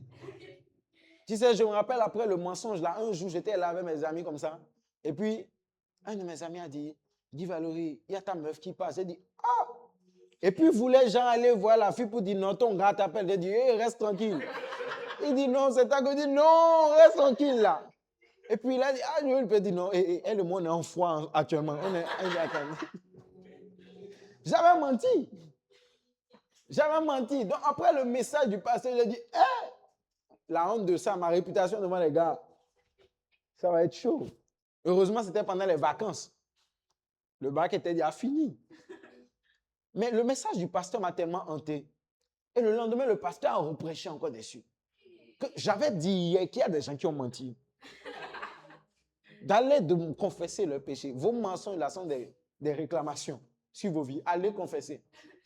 Vous savez, Dan nous a raconté une expérience comme ça à l'église. Il nous a dit que, à une certaine époque, là, un de ses patrons lui avait donné de l'argent pour aller en mission. Et il a pris l'argent de la mission, il est resté à la maison. Et pour le patron, c'est qu'il était en mission. Et il dit que plusieurs années après, l'esprit commence à mettre dans son cœur d'aller demander pardon au patron pour l'argent. Il dit qu'il était tellement gêné qu'il lui a envoyé un message. Il dit vraiment, monsieur, en telle année quand il était chez vous là, j'étais pas allé en mission le jour-là, j'avais pris l'argent, j'étais resté à la maison. Qu'il allait confesser. Donc je me rappelle, c'était chaud. Je dis, ah, comment faire ça et tout. Et puis, j'ai écrit à la fille. Comment tu vas, tout ça. Ah, ça va bien, toi. Ok, c'était juste pour avoir de telles nouvelles. Donc, je suis reparti. Parce que je me suis dit, dis là maintenant que j'ai menti. Non, comment elle va prendre ça, tout ça, tout ça. Lendemain, je lui ai encore écrit. Non, oh, non, ça va, ok, génial, ok, super, passe une bonne nuit. En fait, je ne trouvais pas la force de dire, en vérité, là, j'avais menti au gars là qu'on était en couple. Hein. Parce que tu sais, vous n'avez pas idée. Hein. Vous n'avez pas idée. Parfois même, c'est toi qui as pris ta bouche et tu t'es lié. Tu as dit que tu es en couple, les démons ont entendu. Donc les démons ont peut-être noté que tu es en couple avec elle. Et à chaque fois que Dieu veut t'envoyer la personne, les démons disent que non, elle a dit qu'elle est en couple avec Maurice. Donc, c'est la future femme de Maurice. Et un soir, je lui ai écrit, elle a finalement écrit, au bout de 5 jours comme ça, elle a dit, bon, parce qu'on ne pouvait plus se voir, elle était très, on a dit, bon, c'est quand on était en terminale là. J'avais dit à tel et tel qu'on était en couple. Mais ce n'était pas vrai. Le soir, là, elle m'a envoyé smiley de rire jusqu'à... Moi, mais j'avais honte derrière mon téléphone. Elle a tellement ri que j'avais honte derrière mon téléphone. Mais c'est comme si, vous savez, j'ai découvert quelque chose avec Dieu. Ceux qui offensent les gens et qui ne s'excusent pas vont répéter. L'une des raisons pour lesquelles la Bible dit que le sot ne juge pas bon de réparer une offense. C'est-à-dire, l'homme qui n'est pas intelligent, là, celui qui est sans esprit, la Bible dit qu'un sot, un gars sans esprit, c'est quelqu'un qui n'estime pas nécessaire de réparer les offenses. Tu sais, l'une des choses qui te délivre de ce que tu as fait de mal aux gens, c'est la honte de devoir venir dire j'avais tort. La honte, là, te délivre. Parce que tu ne veux pas à nouveau éprouver le sentiment de honte de venir redemander pardon. Il y a une honte qui accompagne quand tu as crié sur quelqu'un alors que tu avais tort. Donc, le sentiment de honte qui t'anime quand tu viens demander pardon là fait que tu deviens définitivement sage. Tu perds l'envie de crier sur les gens. Parce qu'il y a une forme de culpabilité et de honte qui monte dans ton cœur. Tu te sens coupable d'avoir crié. Tu as dit que c'est elle qui a volé alors que tu avais fait tomber ta chose. À partir de cet instant-là, quand tu es retourné demander pardon, tu vas perdre la capacité de crier sur les gens quand tu perds tes choses. Tu vas chercher longtemps avant de parler encore. Donc, vous devez comprendre ceci, les amis. La tendance à blâmer les autres est la source principale de beaucoup d'échecs. La Bible dit que rien ne réussit. Rien. Ça veut dire que tout domaine dans lequel vous cachez vos transgressions, rien ne va vous réussir. Regarde. L'enfer, c'est que tu te masturbes. Même si le pasteur ne le sait pas. Donc, quand tu viens voir le pasteur, par exemple, que tu dis au pasteur que vraiment, je ne sais pas pourquoi, pasteur, ces derniers jours-ci, je donne un exemple. Bon, l'enfer, c'est que tu voles. L'enfer, c'est que tu voles dans la caisse de l'entreprise. Et tu dis, je ne sais pas pourquoi ces derniers jours-ci, vraiment, pasteur, quand je prends l'argent, tout mon argent finit, tout mon argent dit, ça doit finir. C'est de l'argent volé. Le bien mal acquis n'est pas destiné à durer. Donc, même si tu n'en veux pas au pasteur que c'est parce que tu voles, l'enfer le sait et les anges le savent. Donc, tant que tu vas continuer à cacher ce fait-là, tu ne vas pas t'en sortir. C'est ce qui arrive à 95% des gens qui sont dans la masturbation. Comme c'est un péché où on ne vous voit pas le faire, vous vous dites que ce n'est pas grave. Vous continuez. Écoute, je te le dis sans honte, hein, ça a été mon cas. Tu continues. Parce que tu te dis qu'on ne te voit pas. Mais voici, comme tu caches ta transgression, tu ne peux pas sortir de là. La masturbation m'a lâché le jour où j'ai appelé un frère ami et je lui ai dit, gars, moi que tu vois ici, là, c'est vrai que tu me vois modéré, mais ce côté-là, c'est pas bon. Depuis quelques temps, c'est pas bon.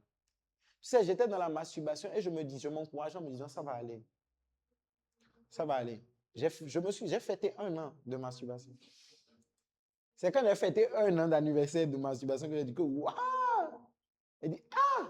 1 an dans ça. J'ai dit non. J'ai appelé le frère un soir et dit, hé, où que tu sois, c'était Espoir qui est venu ici là. Où que tu sois, Espoir, faut sortir, viens, viens, viens. J'ai besoin de te voir. Là, c'est quand il m'a dit, oh, tu sais qu'à telle époque, moi aussi j'étais dedans. C'est comme ça que j'ai raconté à tel autre pasteur qui m'a aidé. Et c'est comme si dès que je lui ai dévoilé ça, qu'on a parlé, qu'on a réglé le problème, c'est parti. Vous savez, juste le fait même de savoir que vous avez raconté à quelqu'un, regarde, si tu es dans un péché que tu racontes à un de tes frères à l'église, pas un frère qui fait le même péché, un frère sérieux, ou tu racontes à une soeur sérieuse, le simple fait que tu te dis que quand il va aller à l'église maintenant, lui, là, il va me voir, il va me demander, toi là, tu as encore fait le truc. Ça fait que, il y a une forme de gêne. Tu ne veux pas avoir à dire à ton frère que j'ai fait ça encore. En fait, juste ça, là, ça suffit déjà. Juste ça, ça suffit déjà. Le simple fait d'avoir dans votre portable quelqu'un qui te dit, semaine 1, et première semaine, tu as encore regardé les trucs là. Tu as encore regardé les trucs là. Le simple fait d'avoir quelqu'un dans ton répertoire qui peut, quand il te voit en ligne à 1h, il te demande, hey, bro, tu fais quoi là? 2h du matin, tu fais quoi là? Qu'est-ce que tu regardes? Ah non, bro, je regarde. Ok, il faut dormir alors. Le simple fait d'avoir quelqu'un comme ça dans ton répertoire fait que juste le sentiment de honte de devoir justifier le fait que tu as fait ça là, ça va te délivrer. Ça va te délivrer. C'est pourquoi les gens qui cachent leur story aux gens de leur église ne vont pas prospérer. Tu vas rester dans ça. Tant que tu vas continuer à cacher tes stories, on masque le responsable de département, on masque le pasteur. Visible partout sauf. Il y a des gens qui voient les stories, d'autres qui ne voient pas. Tu ne vas pas prospérer. Tu ne vas pas prospérer parce que l'homme grandit par la censure. L'homme grandit au fur et à mesure qu'il est censuré. L'homme grandit au fur et à mesure qu'il est corrigé. Amen. 6e habitude de l'enfant dont il faut vous débarrasser. Absolument en 2026. Bouder et manipuler les gens par le silence. Amen. Bouder et tenter de manipuler les gens par le silence. C'est un comportement d'enfant. Éphésiens 4, 25. C'est pourquoi renonçant aux mensonges, que chacun de vous parle selon la vérité à son prochain. Que chacun de vous parle selon la vérité à son prochain. La parole dit quoi? Car nous sommes membres les uns des autres. Renoncez aux mensonges et que chacun de vous parle selon la vérité à son prochain. Est-ce qu'on peut avoir une autre version? Version parole de vie. Une autre version. En fait, la Bible dit que alors ne mentez plus. Chacun doit dire la vérité à son prochain. Parce que tous ensemble, nous faisons partie du même corps. Les gens qui aiment bouder, manipulés par le silence, agissent comme des enfants. Ce sont des personnes qui ne veulent pas dire ce qui est. Ça va? Oui. Il y a un problème? Non. Ok, je vais te laisser te reposer. Merci. C'est juste une tentative de manipuler l'autre part du silence. C'est-à-dire que, et malheureusement, ce sont les sœurs qui font ça. Dans le livre du Bishop Dag sur le leadership, il parle de quelque chose. Il parle du leadership de la femme. Et il prévient les femmes contre l'esprit de manipulation. Donc, au lieu de dire la vérité telle qu'elle est, il y a une tendance à manipuler. C'est-à-dire, si je passe par là, je ne le salue pas maintenant. Il va voir qu'il m'a fait mal. Non, tu passes, tu ne le salues pas. Je veux lire ces messages et que ça coche 2 traits bleus. Je tiens à ce qu'il voit que j'ai vu et que je n'ai pas répondu. C'est la manipulation. C'est des comportements d'enfants. Ce sont les enfants qui font ça. Remarquez, quand on frappe un enfant, il fait quoi? Il boude. Il va rester dans un coin. Il ne communique pas. Refuser de communiquer, c'est un comportement d'enfant. La Bible dit que chacun doit dire la vérité à son prochain. Ça veut dire que vous devez être capable de dire aux gens ce qui vous a dérangé, ce qui vous a gêné dans une situation, dans une affaire. Voilà pour les frères comme pour les sœurs. Oui, c'est des comportements d'enfant que de ne pas clarifier, que de ne pas parler des situations, que de ne pas oser prendre la parole. C'est un comportement d'enfant. Chacun doit pouvoir dire la vérité à son prochain. Vous savez, un des signes que vous êtes immature, c'est que quand vous avez un problème avec quelqu'un, vous en parlez à tout le monde sauf à la personne. C'est un signe d'immaturité. Par exemple, la sœur Gertrude est fâchée contre la sœur qui? Quelle sœur? Carole. Gertrude est fâchée contre Carole. Gertrude est fâchée contre Carole. Au lieu de dire à Carole, elle dit à Aurore. Puis elle raconte à Basti. Et elle dit un peu à Farida. Et elle raconte à Diana. Puis elle dit à Gérard. Mais quand elle voit Carole, elle sourit. La Bible dit, ne mentez plus. Chacun doit dire la vérité à son prochain. Chacun doit être capable de dire en toute transparence à son frère, à sa soeur, ma soeur, la manière dont tu m'as regardé quand je suis arrivé là, ça ne m'a pas plu. Chacun doit être capable de dire à son prochain, telle chose que tu as posée, tel acte ne m'a pas plu, tel comportement ne m'a pas plu, telle chose n'a pas été à mon goût. La Bible dit renoncer au mensonge, ne mentez plus. Malheureusement, beaucoup de gens mentent et vous ne devez pas être comme ça. Même parfois dans certaines églises, les gens mentent. Les diacres mentent. Certains diacres mentent. Certaines diaconesses mentent pour être dans les bonnes grâces du pasteur. Voici ce que la Bible dit dans le livre de Proverbes. La Bible dit que dans le livre de Proverbes que quand un roi fait attention au raconteur, tous ses conseillers deviennent des menteurs. Quand un roi fait attention au raconteur, donc quand vous serez responsable quelque part, vous devez savoir que la meilleure façon de faire de tous vos collègues des menteurs et des calomniateurs, c'est de commencer à prêter attention au ragot. Ah, madame, est-ce que vous savez ce que madame Tell a dit? Ah, madame Tell a dit que votre jupe là était trop courte. Hein. Ah, madame Tell a dit que vous avez fait ci. Et monsieur Tell a dit que... Dès que vous devenez un patron qui prête oreille à ça, dès que les gens réalisent que quand ils disent ça, vous réagissez en conséquence, tout le monde dans l'entreprise va devenir un menteur. C'est une attitude d'enfant. Les adultes s'appellent. Les adultes ne font pas des statuts visés. Ils s'appellent. La personne dont tu veux te plaindre est dans ton répertoire.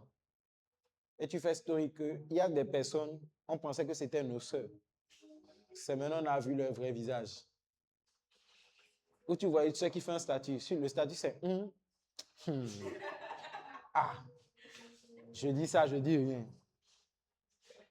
Où tu vois une sœur qui met un statut, mais c'est bien noté, 3 points de suspension. Alors que la personne à qui elle veut parler est dans son répertoire. Au lieu d'appeler la personne, tu dis que c'est bien noté en story. Et puis l'autre répond là-bas, parler de moi sans me toucher. Ça ne veut rien dire. Raisonnement d'enfant. Raisonnement d'enfant. Vous devez faire disparaître ça. Vous n'allez pas voir vos relations s'améliorer si vous êtes là, alors que vous avez un problème avec quelqu'un. Vous ne parlez jamais à la personne, mais vous en parlez partout. Vous en parlez à tout le monde. Vous racontez la chose partout. Ceux qui raisonnent comme les enfants manipulés, ils aiment bouder. La Bible vous encourage, les amis, à oser parler. La Bible vous encourage à oser clarifier les choses. La Bible vous encourage à aller vers vos frères et vos sœurs, à leur dire clairement ce qui n'a pas marché, ce qui n'a pas été à votre goût. Soyez comme ça même en entreprise. Soyez comme ça même en famille, avec politesse. Ne prenez pas un problème que vous avez avec votre mère. Vous savez aussi, une des attitudes d'enfant, c'est le comportement de manipulation. Ce n'est pas parce que vous avez un problème avec quelqu'un que vous allez vouloir que tout le monde ait un problème avec la personne. C'est aussi ça, devenir mature.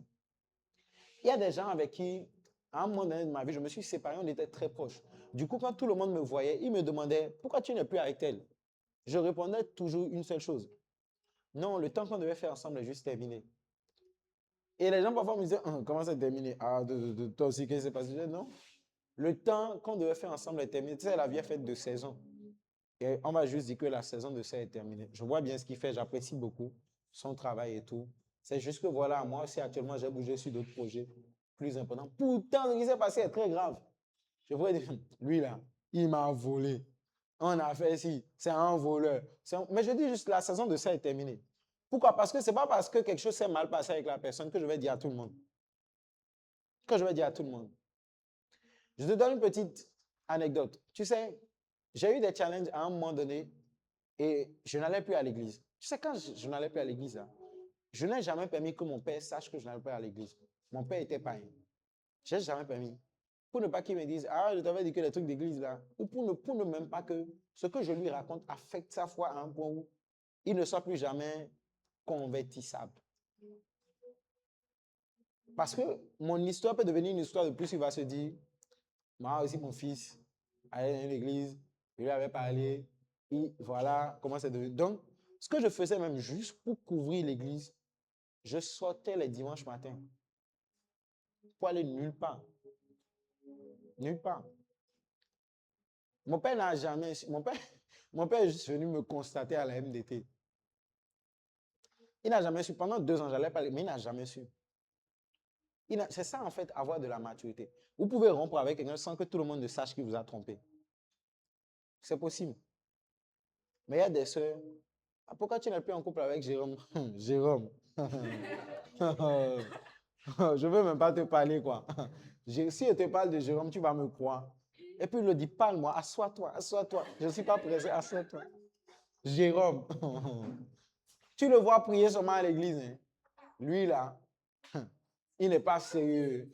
On était à 6 mois du mariage. Tu vois l'autre fille, Tinclair là, qui chante à la chorale là. Je les voyais souvent, Jérôme la déposait. Je disais, ah Jérôme, c'est quoi et tout. Et Jérôme me disait, non, non, non. Il soit avec la fille là, hein. Et elle-même me voyait, elle souriait. Elle n'est pas sérieuse. Et j'aurais même appris que la fille là, avait déjà fait ça avec la cheminante d'une autre sœur. Ou avec le cheminant d'une autre sœur. Cette sœur là, c'est pas la peine. Tu les vois souvent comme ça, ils lèvent les mains. Moi, je trouve même que le pasteur, au lieu de suspendre les gens comme ça, pourquoi il les laisse encore chanter dans l'église? Pourquoi il les laisse encore modérer? Et quand elle finit de raconter à sa copine, sa sœur dit, ah. Et puis le soir, elle fait une story. On voit des choses à l'église. Hein. Et elle met 3 points de suspension. Sa copine de l'accueil commente. Qu'est-ce qui s'est encore passé? Elle a une autre amie à la chorale qui demande, affaire-moi. Et puis elle dit, ok, le soir, on se fait un appel à 3. Que ce n'est pas quelque chose qu'on peut dire par message. Elle s'appelle. Elle dit, est-ce que vous aviez appris que Ornella avait rompu avec Jérôme? Elle dit, ils ont rompu. Toi, tu ne sais pas ça. Tout le monde sait déjà ça. Qu'est-ce qui s'est passé? Si je vous dis, vous n'allez pas me croire. Il faut mieux que je me taise. Pour mettre le suspense. Et ses copines disent, non, ne te tais pas, parle-nous. Ses copines disent, non, comment tu vas commencer à t'arrêter comme ça? Parle-nous. Elle dit, non, je ne veux pas de problème. Après, on va dire que c'est moi qui ai dit. Et puis la sœur de l'accueil dit, si tu ne voulais pas parler, il fallait laisser. Et la sœur de la chorale lui dit, mais parle, non, c'est quoi ça? Moi, je vais me déconnecter. Oui, moi, je vais me déconnecter. Il ne faut pas gaspiller mon forfait. Et puis quand la sœur dit ça, elle dit, si c'est ça, si vous voulez vous fâcher, alors partez. Et puis il lui dit, non, mais parle non. Dis-nous non. Dis-nous, c'est le même Jérôme, non. Et puis elle dit, vous savez que Jérôme, là, il n'est pas sérieux. Elle dit, dis-nous, il a fait quoi? Vous connaissez l'autre fille Tinclair qui est à la chorale, là. Et quelqu'un va dire, ah, elle qui fait la demoiselle, là. Et l'autre sœur de chorale va dire que, la dame, là, elle ne vient pas aux répétitions. Hein. Même si elle vient, elle va dire qu'elle ne vient pas. Elle fait la demande. Elle, si on ne la programme pas pour l'idée, elle ne chante pas. Hein. Je ne sais même pas ce qu'elle chante même dans la chorale. Et à chaque fois, le respo la met sur la liste. Elle a des comportements d'enfants. Elles vont parler. Vraiment que le Seigneur nous aide. Et à la fin de l'appel, là, chacune va mettre en story que le Seigneur nous aide. Et puis quelqu'un va mettre, ah, l'église. Et puis une autre va mettre en story, affaire d'amour là, de poster. Et quand ils vont voir Jérôme à l'église, elles vont se regarder. Tu vois, quand il modère, une autre regarde le mur. Elle se regarde. Ton gars encore. Comportement d'enfant. Vous pouvez rompre avec quelqu'un sans informer. Vous n'êtes pas obligé de faire un communiqué sur les raisons pour lesquelles vous avez rompu. Oui, on peut arrêter sans informer, sans faire de communiqué. C'est aussi ça de la maturité. Tout le monde n'est pas obligé de savoir que vous avez confié, vous êtes avec une sœur qui vous a volé. Tout le monde n'est pas obligé de savoir. C'est aussi ça la maturité. La maturité, c'est d'être capable d'avancer. Malgré tout, c'est d'être capable de ne pas perdre votre temps. Ne perdez pas votre temps à essayer de manipuler les gens ou à les monter contre les autres. Ne perdez pas votre temps. Ce n'est pas parce que ça n'a pas marché avec toi que ça ne va marcher avec personne à l'église. Non. Ça doit pouvoir marcher avec quelqu'un d'autre.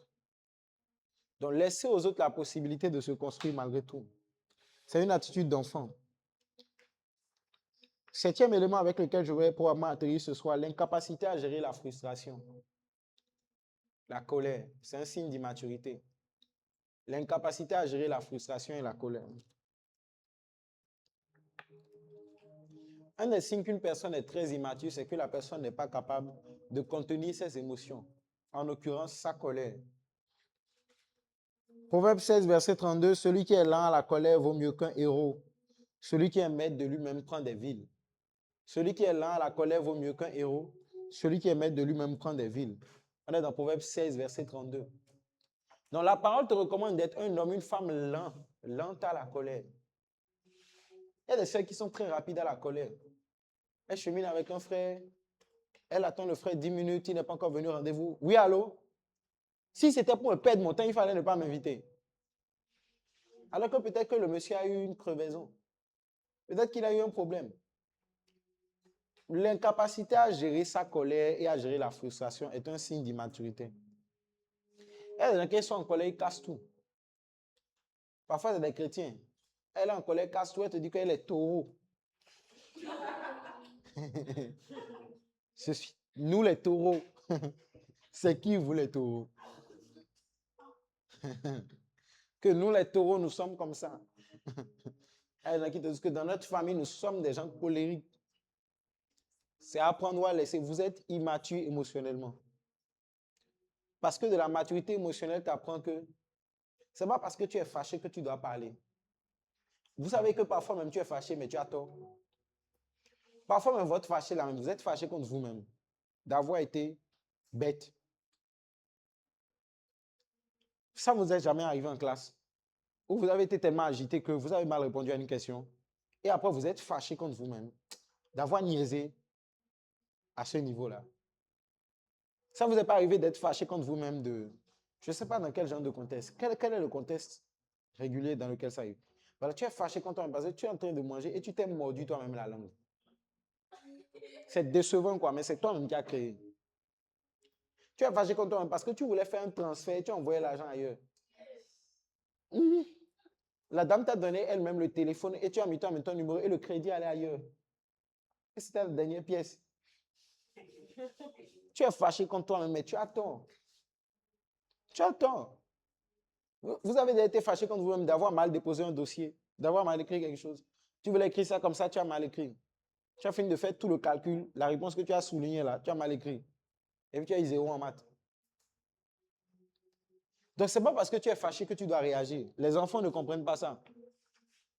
Quand vous n'êtes pas mature émotionnellement, quand vous ne faites pas disparaître ce qui est de l'enfant, vous n'êtes pas capable de gérer les frustrations.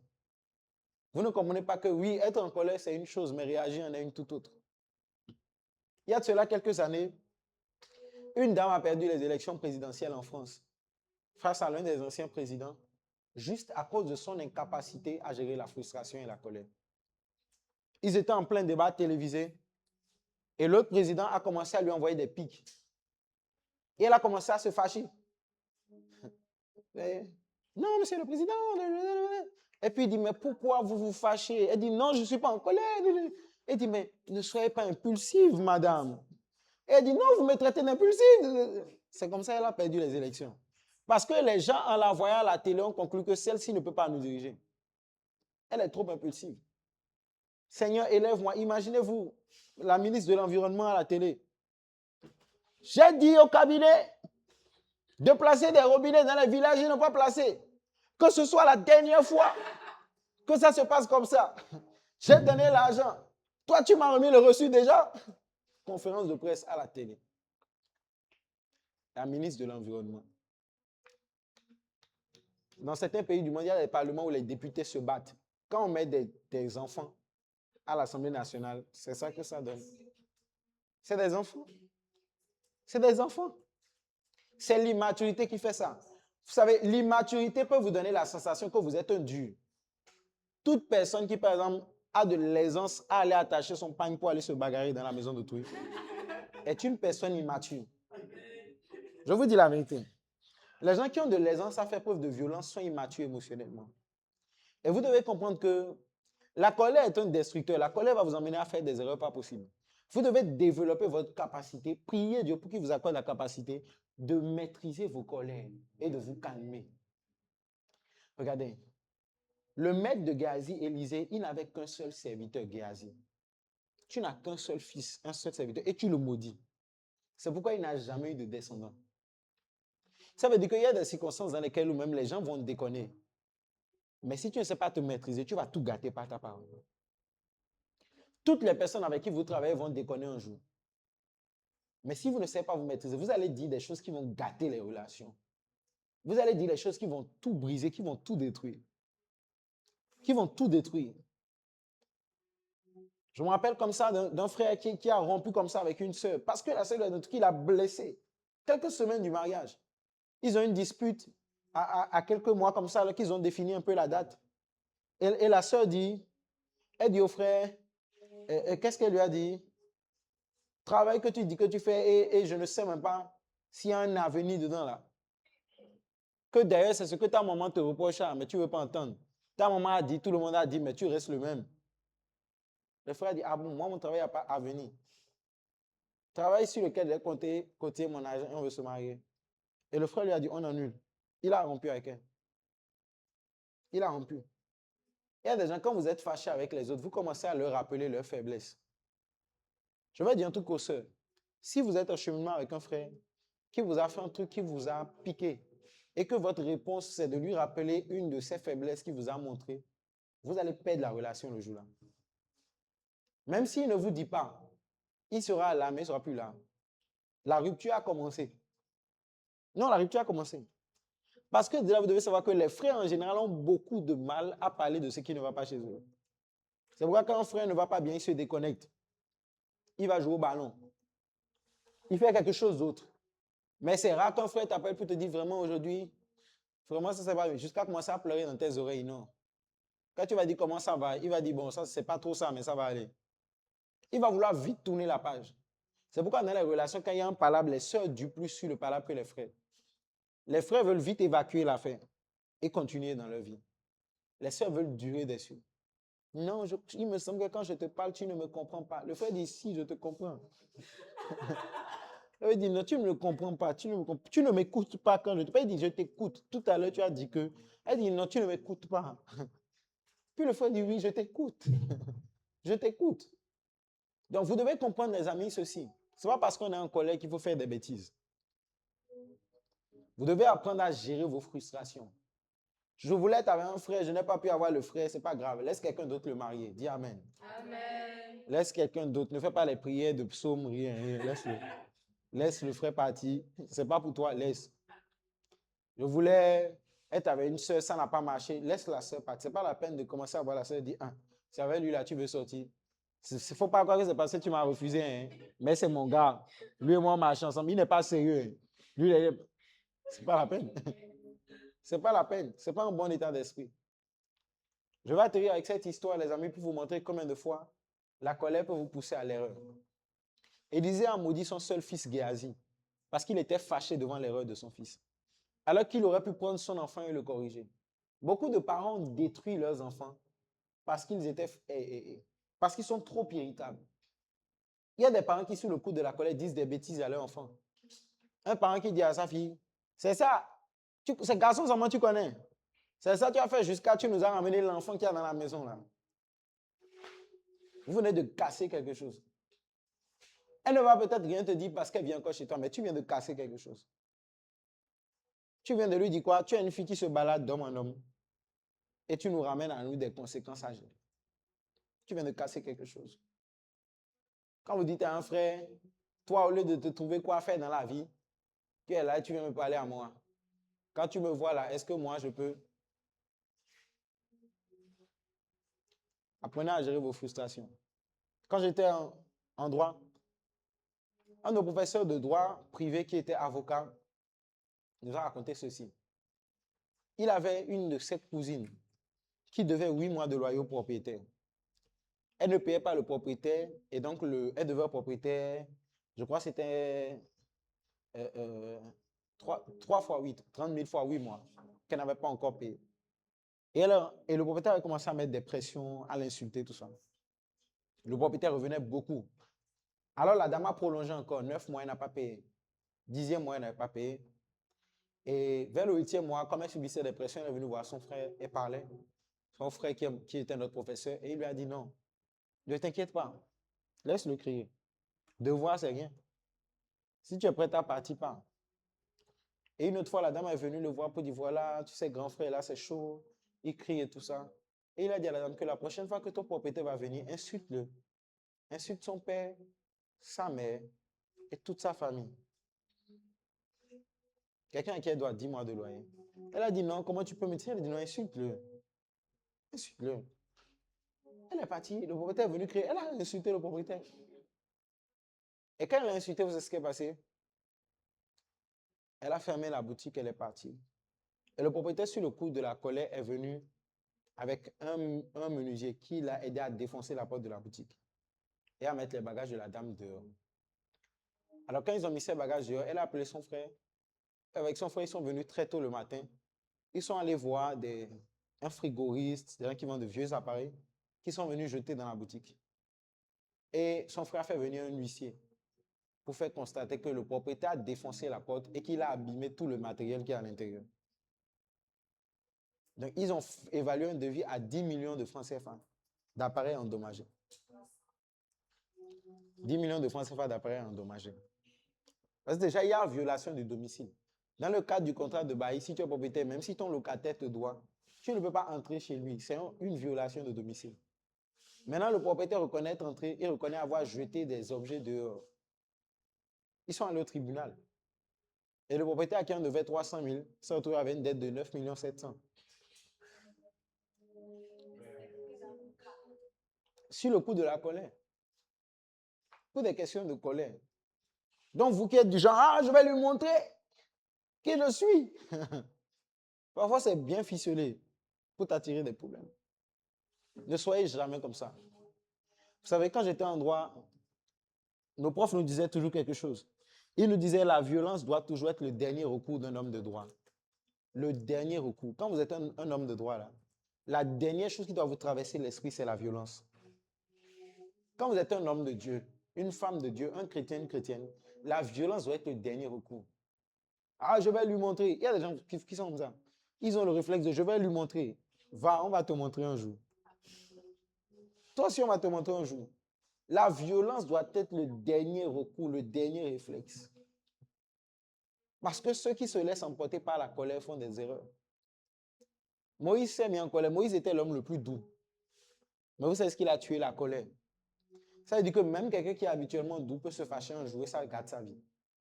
Dieu dit à Moïse, parle au rocher. Mais il est tellement fâché qu'il frappe sur le rocher. Dieu lui dit, parle au rocher, il frappe sur le rocher. L'incapacité à maîtriser ses émotions est un signe d'immaturité. Vous devez prier Dieu pour qu'il vous accorde la grâce de maîtriser vos émotions. Ça ne veut pas dire que vous ne devez pas en avoir du tout. Mais il y a des contextes où il vaut mieux rentrer chez soi pour pleurer. Amen. Amen, oui. Il y a des contextes où il vaut mieux que tu rentres. Ça te fait mal, mais tu sais d'abord. Amen. C'est comme quand quelqu'un te dit, je ne veux plus de toi. Tu dis, OK. Tu le laisses partir d'abord.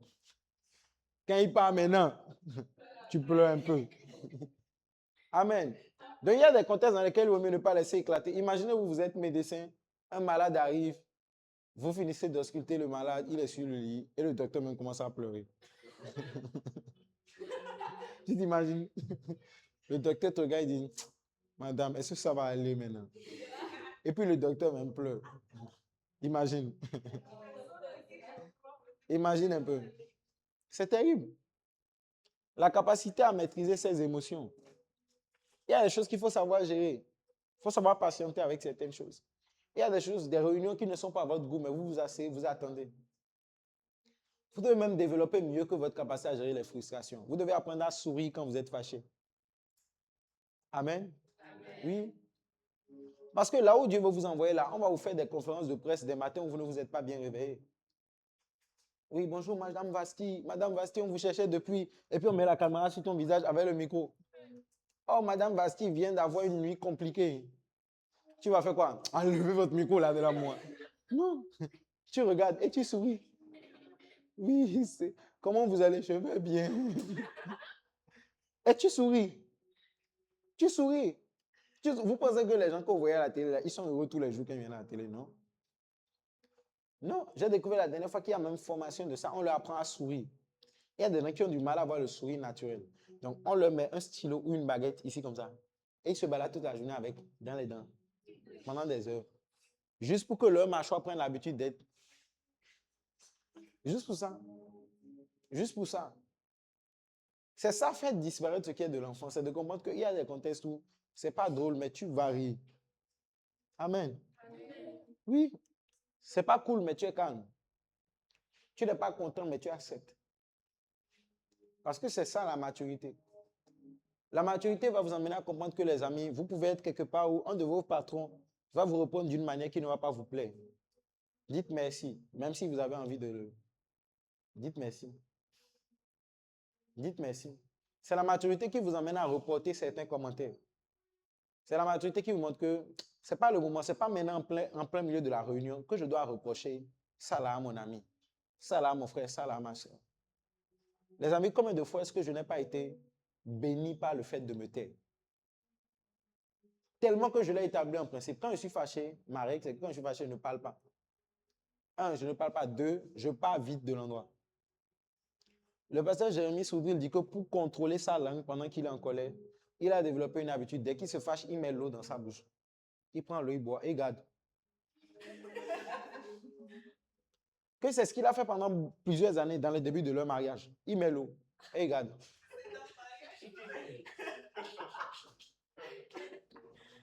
Et sa femme, quand elle voit sa bouche comme ça, c'est que s'il avale ça, ce qu'il va dire ne va pas être bon. Non, elle me met, c'est qu'il faut lui laisser de l'espace. Il faut lui laisser de l'espace. Donc, tu dois développer des technologies. Il faut comprendre, les amis. Je vais finir avec cette vérité. La Bible dit que la colère de l'homme n'accomplit jamais la volonté de Dieu. Lisez le livre de Jacques. Jacques est formidable. Les gens disent que Jacques était un homme très dur de caractère. Et quand vous lisez le livre de Jacques, vous sentez que c'est un gars qui était dur de caractère. Il était très, très dur. Il dit par exemple que si ton frère vient, qu'il a faim, tu pries pour lui et que tu le laisses, il dit que ça ne sert à rien. Il dit que votre spiritualité est vaine si vous ne pouvez pas maîtriser votre langue. C'est-à-dire que quelqu'un qui prie en langue et qui insulte dans sa langue maternelle n'est pas sérieux. Il n'est pas spirituel. La colère d'un homme ne résout jamais le problème de Dieu. Dès que ce que vous voulez faire est poussé par l'impulsion de la colère, c'est déjà mauvais. C'est déjà faux. Vous devez retenir ça comme principe. Ça va vous aider, mes soeurs, mes frères. Ça va vous aider. Vous devez savoir que si c'est parce que je suis fâché que je veux faire, c'est déjà mauvais. Il n'y a pas de... C'est qu'il m'a trop énervé. Là, je l'appelle, il va m'entendre. C'est un mauvais appel, déjà. Déjà, c'est un mauvais appel. L'apôtre Mohamed dit, vous devez apprendre à ne pas réagir. Si vous réagissez, vous êtes charnel. Si vous agissez, vous êtes spirituel. Réagir, c'est répondre à un stimulus. C'est ça on dit non? Stimulus. Quelqu'un dit stimulus. Quelqu'un dit stimulus. C'est-à-dire qu'il y a quelque chose qui vient te stimuler. Donc, réagir, c'est ça. Vous comprenez un peu, non? Je crois qu'en biologie, là, il y a les récepteurs sensoriels sur la peau. Donc, quand tu touches là, la personne réagit à une stimulation de la peau ou bien. Bon, en théorie, je crois. Donc, les gens qui réagissent sont des personnes qui envoient une réponse à quelque chose. L'apôtre m'avait dit non. Si vous êtes quelqu'un qui réagit, vous êtes charnel. Être spirituel, c'est agir. C'est-à-dire, on te frappe, mais tu te calmes d'abord. C'est pas, bah, Il y a des gens, ils allument en même temps, ils disent que c'est un réflexe. L'apôtre Mohamed dit non, si vous êtes comme ça, vous êtes encore charnel. Vous devenez spirituel à partir du moment où quand quelqu'un vous frappe, vous vous arrêtez et vous la regardez. Est-ce que c'est nécessaire de la frapper aussi? Ou est-ce qu'il faut se calmer? Malgré que tu as mal. C'est ça la maturité. Tu as mal, mais tu t'arrêtes un peu. Et tu te demandes, c'est vrai que cette soeur m'a mal parlé. Mais est-ce que c'est pour ça qu'il faut insulter ses parents? Non. Non. Donc je ne le ferai pas. C'est vrai que je ne suis pas content de ce frère, mais est-ce que c'est pour ça que je dois lui rappeler qu'il n'a pas de boulot? Tu es avec ton cheminant qui a perdu son boulot, peut-être tu as raconté qu'il a perdu son boulot. Parce que vous avez un problème, tu dis, c'est ça, tu faisais quand tu as chassé de l'autre entreprise. Ce n'est pas un bon comportement. Ce n'est pas un bon comportement. Ou tu es avec ta cheminante, tu dis, il y a un problème, tu dis, après tu vas dire que c'est ton ex qui était mauvais. Après tu vas dire que c'est ton ex qui était mauvais. Toi-même, tu vois ce que tu fais. Ce que tu faisais avec lui là, c'est ça que tu as encore commencé ici. La colère. La colère, les amis, la colère. Développez votre capacité à maîtriser vos émotions. Je suis en train de partager avec vous quelques éléments. J'en ai partagé 7. Il en reste 11. On va finir avec les 11 autres demain soir. Amen. Mais développez cette capacité. Priez Dieu. Demandez au Seigneur. Et l'apôtre Paul dit, j'ai fait disparaître. Ça veut dire qu'il y a un moment de sa vie où on choisit. Je dois pouvoir m'asseoir et me dire, bon, moi, là, à partir d'aujourd'hui, je ne veux plus être compté. Les sœurs qui sont ici, là, vous devez régler vos voix. Régler le volume de vos voix. Amen. Oui, vous devez vous asseoir et dire que je veux régler le volume de ma voix. Dans ma voix, il y a trop de basses. Je veux diminuer la basse. Entrer un peu dans les aigus. Diminuer la basse. Entrer un peu dans les aigus. Baisser le volume diminuer le gain de la voix aussi. Et maintenant, je veux parler doucement. Amen. Oui, allô? Oui, allô? Comment tu vas? Je dis, oui, ça va et toi? Ok, je t'aime.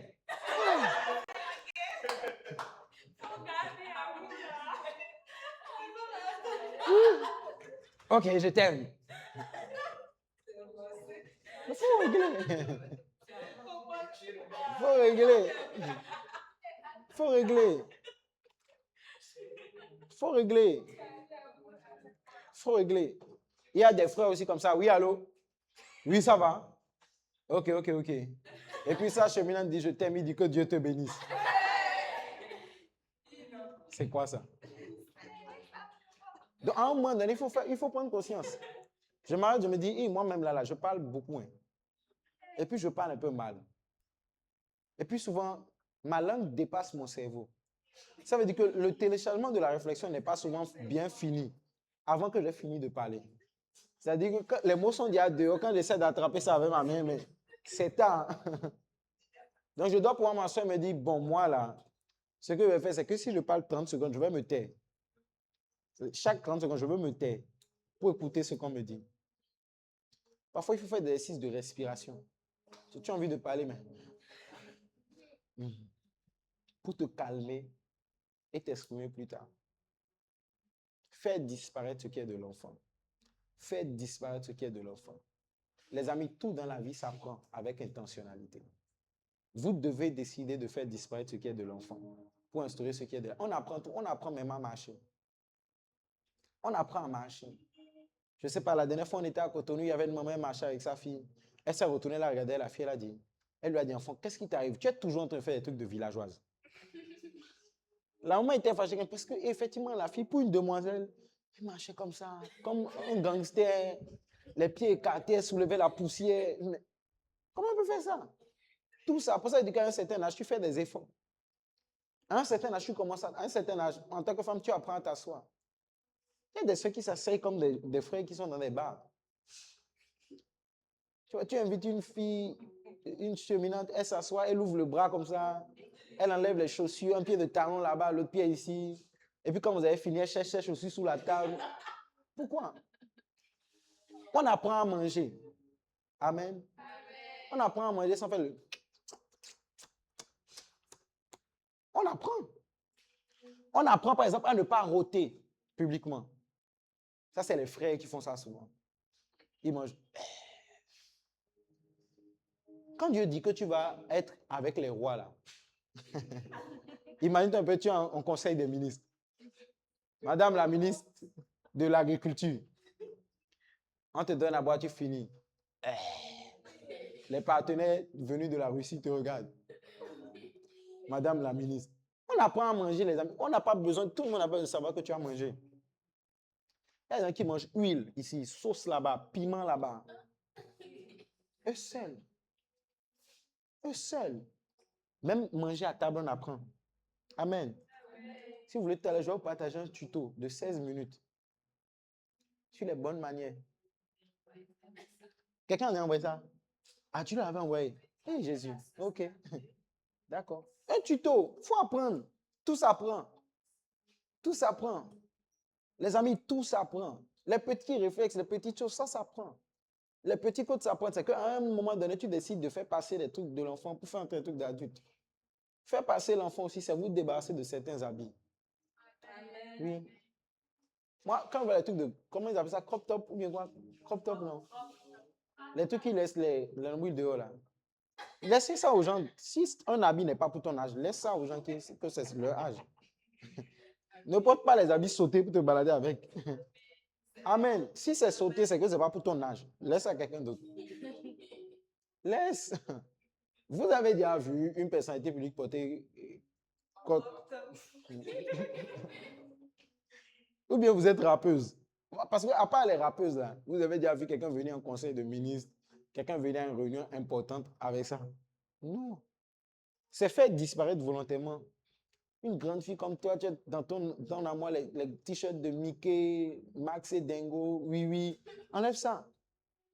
Tu plies tout, d'accord? Donne à un petit, il dit, prends mon petit, prends.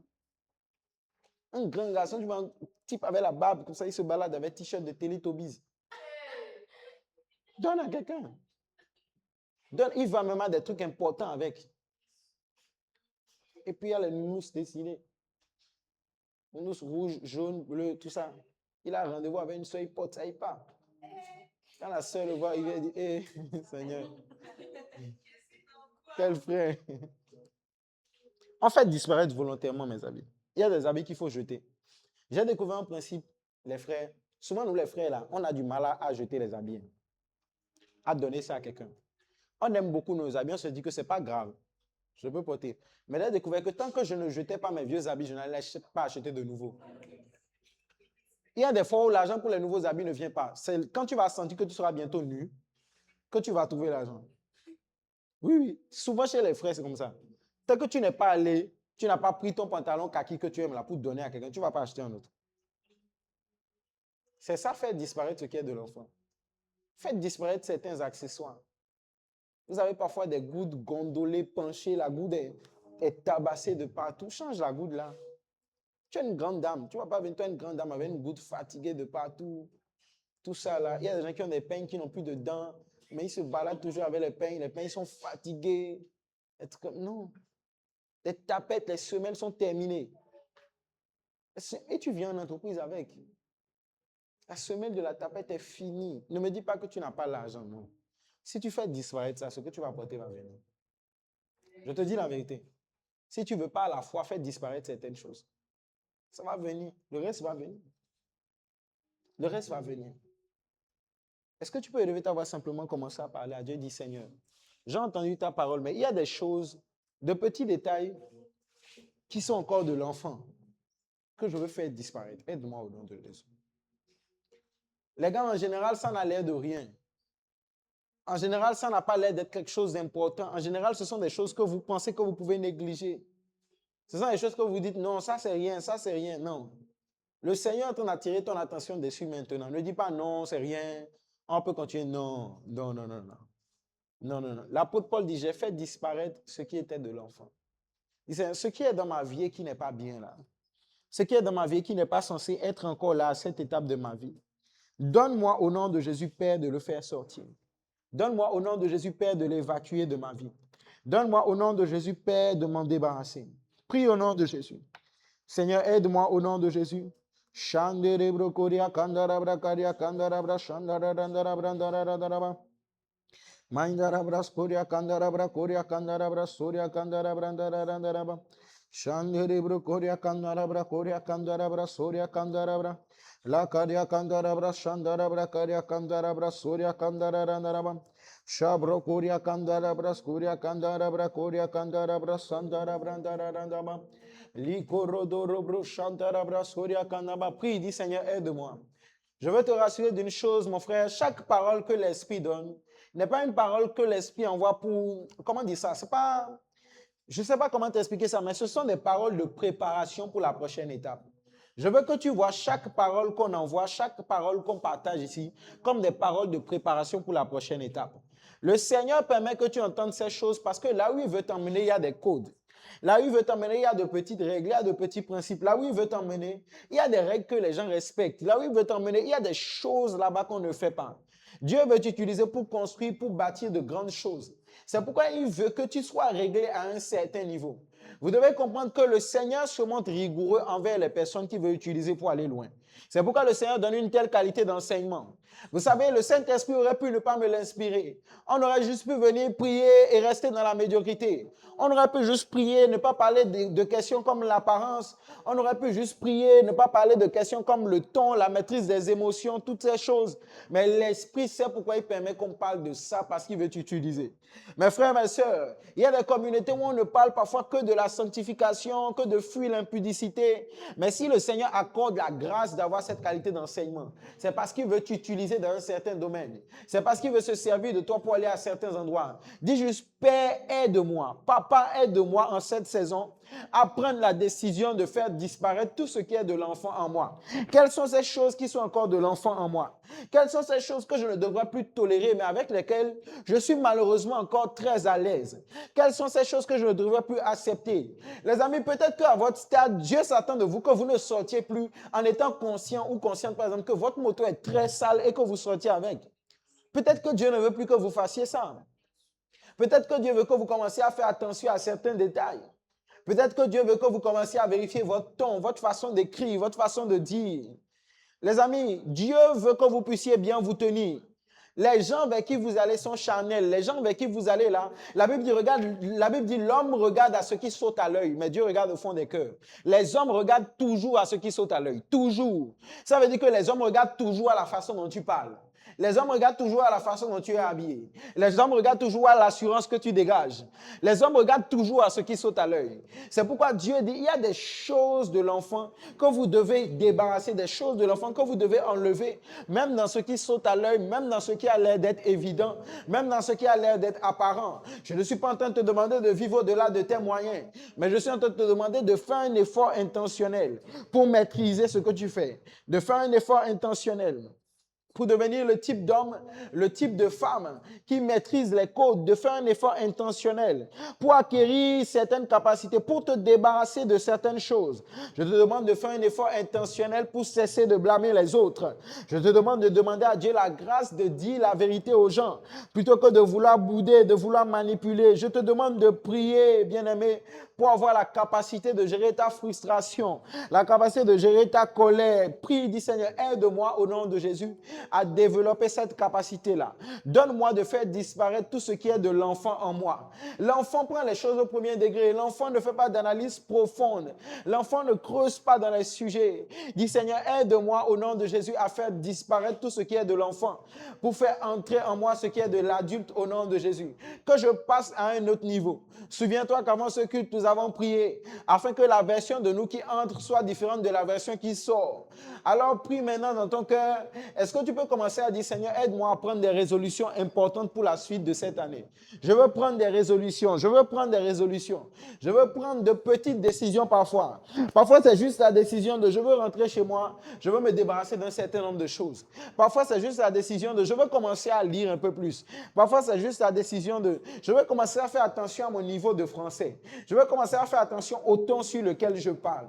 Je veux commencer à faire attention à ma capacité à maîtriser mes émotions, même quand je ne suis pas content. Je veux commencer à prier Dieu et à méditer intentionnellement la parole par rapport à la colère pour demander au Seigneur d'apaiser mon cœur, pour demander au Seigneur de me remplir de stabilité. Je veux commencer à méditer la parole intentionnellement. Je veux devenir intentionnel par rapport à chaque chose qui m'arrive. Je veux arrêter de blâmer les autres. Je veux commencer à reconnaître mes fautes. Je veux commencer à reconnaître mes torts. Pas recommencer à être coupable, mais à accepter que j'ai ma part de responsabilité dans ce qui m'arrive. À accepter que je dois faire quelque chose pour que ça change. À accepter que par la grâce de Dieu, je peux prier, mais je dois aussi faire quelque chose pour qu'il y ait un mouvement. Je dois aussi faire quelque chose pour qu'il y ait un changement.